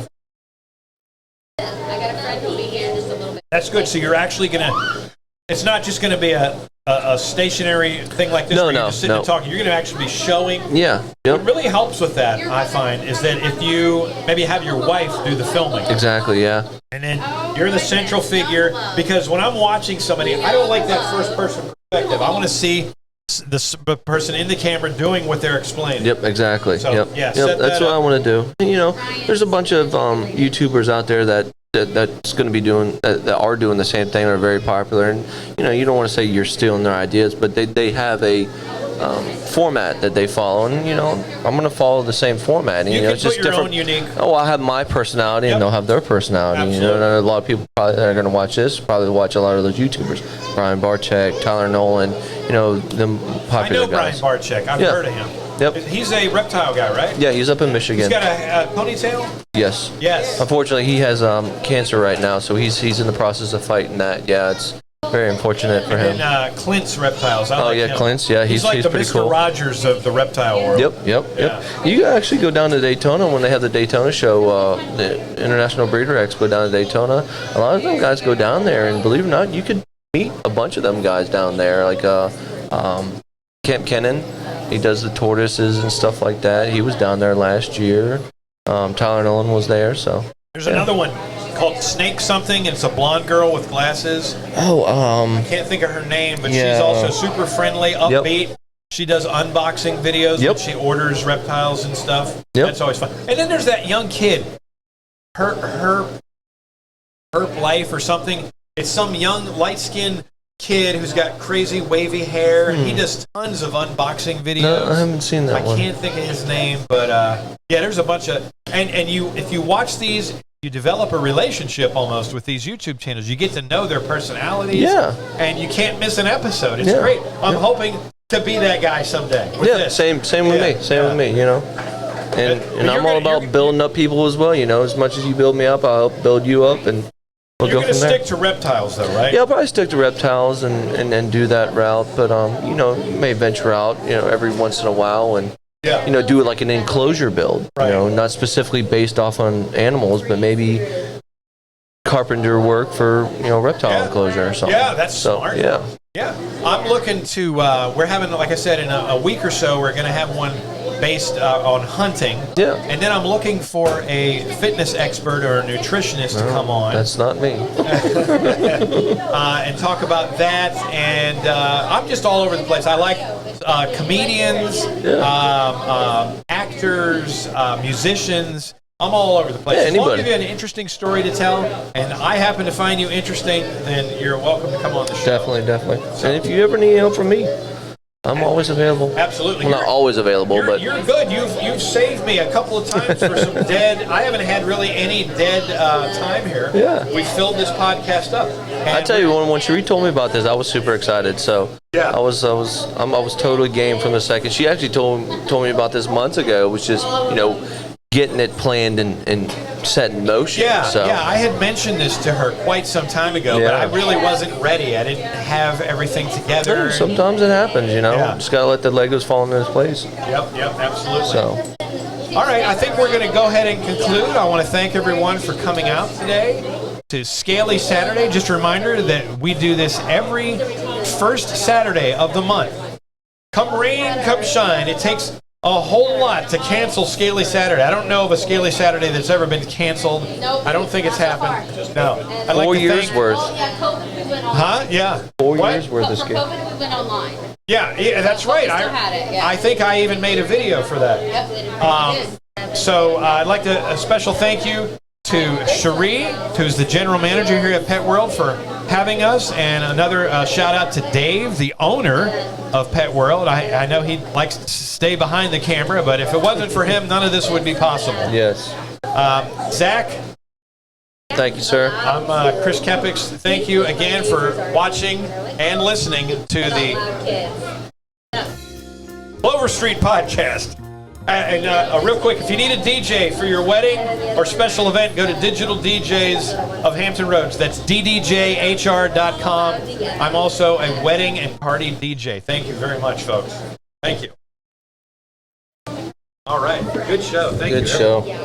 Hey, everybody. Well, if you stuck around for this part, you're looking at the bonus footage. We have a bonus interview here with Chris. Yep. Chris, and they told me that you're a what do you call it? A game warden. I'm not a game warden. Okay. I work at a park. Okay, all right. We'll keep it simple. Simple. There you go. But you're knowledgeable about reptiles. Yes. Yeah. And that happens to be a God. That is a beautiful snake. Let me don't tell me what it is. All right. That is a some sort of boa? It is a boa. It is. Okay. Well, that's all I know. What kind of boa is All right, so this is a Dumeral's boa. A what? A Dumeral's boa. What is that? So it is a boa that is found in Madagascar. And yeah, they're just a little bit different than any of your other boas. They don't get really big. They're usually between, they max out between 3 and 6 foot. This is a full-grown male. Yeah, they're What's pretty cool his total length from tip of the nose to tip of the tail? Do you know? He's probably about 4.5 to 5 foot.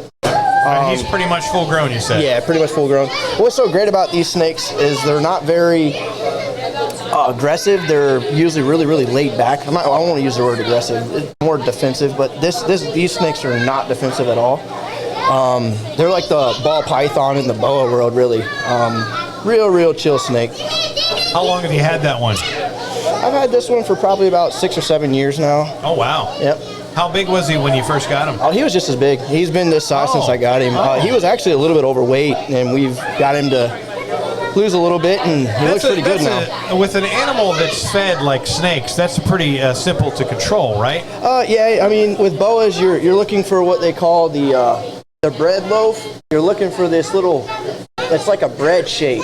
You know, your loaf of bread, you cut it in half. Yeah. And if they're rounded, then they're overweight. This guy was real rounded, and sometimes their tail will have all these little knots almost. Really? And that's just because it's way overweight. Yeah. And this guy had all of that. Huh. He actually went into a breeding program with a buddy of mine, and when he got it, he helped with that. He actually got the snake at the perfect weight, and he's helped me get it to that point. And yeah, he's actually a proven breeder. We had one clutch of boas, and I believe we had, I think it was like 28. I think it was in that litter. I could be wrong. It was a lot. That was a couple years ago, and he got bred again this year, and we're waiting on babies from that. So. Wait, does that one have a name? No, I don't name them. The only reason why is because I have so many. Yeah, I mean, I have a lot of snakes. I understand that. And what is he eating right now? So he's eating like small rats for the most part. Small rats? Yeah, in the wild they'll eat rats, mice, lizards. Little birds. Yeah, nesting just about anything. birds. Yeah, these guys aren't huge climbers. I think they kind of stay on the ground for the most part. Full grown like this, it's like a 4 foot cage works perfect for these guys. 4 foot by about 2 foot by 2 foot. Yep. All right, it's not bad. No, not too bad. Do you feed frozen thawed? Yes, I do. Okay. Yep. That way we don't get any scale damage or anything on the snakes. It keeps them nice and pretty. They still constrict it. You know, it is a constrictor, so it will still wrap it up. And a good appetite, right? Oh, very good appetite on these guys. And he seems pretty calm, and like he won't. Very calm. That's what I like so much about them. I mean, they are probably one of the calmest snakes that you could get. Other than a ball python, but these eat. Ball pythons have issues. What are some of the more common misconceptions about snakes that people should that you could correct about people? I mean, there's a lot of people that are scared of snakes. That's just it's human nature. You're kind of taught that at a young age. I don't know. I've heard so much over the years. Only good snake is a dead snake. We have to have these guys. Yeah. This is a really big part of the ecosystem, keeping everything in check. Without these, the mice, the rats, the birds, I mean, then populations would be way overpopulated, and we'd probably have rats running across the table right now if we didn't have snakes. It's all about balance, right? Exactly. It's all about the balance. Yeah, I don't think I could ever see myself killing a snake now. When I was a kid, I didn't know any better. I remember my grandfather saw one in the yard, a big black snake. He immediately went and got the shovel. Yep. And, why? Why? Exactly. I mean, if you don't like them, best to just leave them alone. Yeah. Majority of snake bites come from people trying to kill snakes. So just leave them be. There's a little, I don't know if you're aware, there's a little walking path behind Riverside Hospital. Oh, yes. You know that long walking path? I guess you could maybe take a bike down there too. Right. And that was the last time I saw a water moccasin. He was just chilling on like a drainage pipe or something. That's crazy. Yeah, and he had that I've not seen head. one. I have people come in and tell us that they see them all the time. We'll go out and confirm that it's a northern water snake, right. Which are harmless. Exactly, very harmless. Yeah. Yep. We can't say they're harmless to rodents. Yeah, there you they're go. harmless to man. What's a way for people to identify And just because it's a poisonous snake doesn't mean, well, now I can kill it because it can hurt me. No, right? And what's a common way to tell a venomous snake? Is it venomous or poisonous? It's venomous. What's a common way to tell a venomous snake from a non-venomous snake here in Virginia? It's actually kind of hard to put anything onto that, just for the simple fact that you have to get too close. Right. Knowing patterns and colors is a good way of getting to that point to figure it out. But even that can change. You got albinos that are natural occurring, striped ones, patternless ones. So even that can kind of fool you. But typically, you're looking for that triangular head, but a non-venomous snake will throw a triangular head very easily, just to try and mimic, the venomous. Right. Rattle on the end of the tail, but you got a lot of your non-venomous snakes will sit there and rattle their tail in the leaves. What is it? Is it the gopher snake or something? Oh yeah. Almost every colubrid will do that for the most part. Yeah. They'll sit there and they'll rattle their tails. The other ones is. And underneath of the end of the tail, they're going to have their scales go straight across. They don't like half and half across. I don't really know how to put it any better than that. But once again, you got to look underneath that tail. You don't want to be anywhere near that. And the eyes? The eyes, yep. But hey, we actually used a copperhead and used different lighting on it, and their pupils can actually start to go around depending on the amount of light going into their pupils. So even that can fool you, you know? So well, the moral of the story is, if you're walking along a park somewhere here in Virginia and you see a snake, it's best just not to mess with it anyway, because you can't keep them as pets if it's caught in the wild, right? Right. Here in the state of Virginia, the rules have changed to where you're not allowed to keep anything native other than one individual, and that's it. You are allowed to keep one? Just one, and Really? It can't be anything that's endangered or threatened. I do. I have a fishing license, and I believe that covers me. A freshwater fishing license covers me for snapping turtle hunting. Is that correct? That I'm not sure. I think it is. They go by pounds and stuff like that on those, and that's a whole different market. You have a lot of snapping turtles out there? Oh yeah, we got a whole lot out there. Yeah, we see it. We got a lot here in Hampton. I have yet to see a really, like these kind you see on YouTube and on the social media, the giant ones. They're holding them like, Yeah, I got a couple that are pretty big. Not to be confused with your alligator snappers that are found, down south and whatnot. And I heard too that if you pick up a snapping turtle, it's different than picking up an alligator snapping turtle, in that their neck or something can't reach back. Some of them can reach back, some of them can't. Yep, your common snappers, they can reach all the way back, like midway where their shell is. So if you grab them, by the shell, they could get you. I was telling Zach earlier that there's a pet store out in Virginia Beach. I couldn't believe this, and they actually sell baby alligator snapping turtles. Yeah.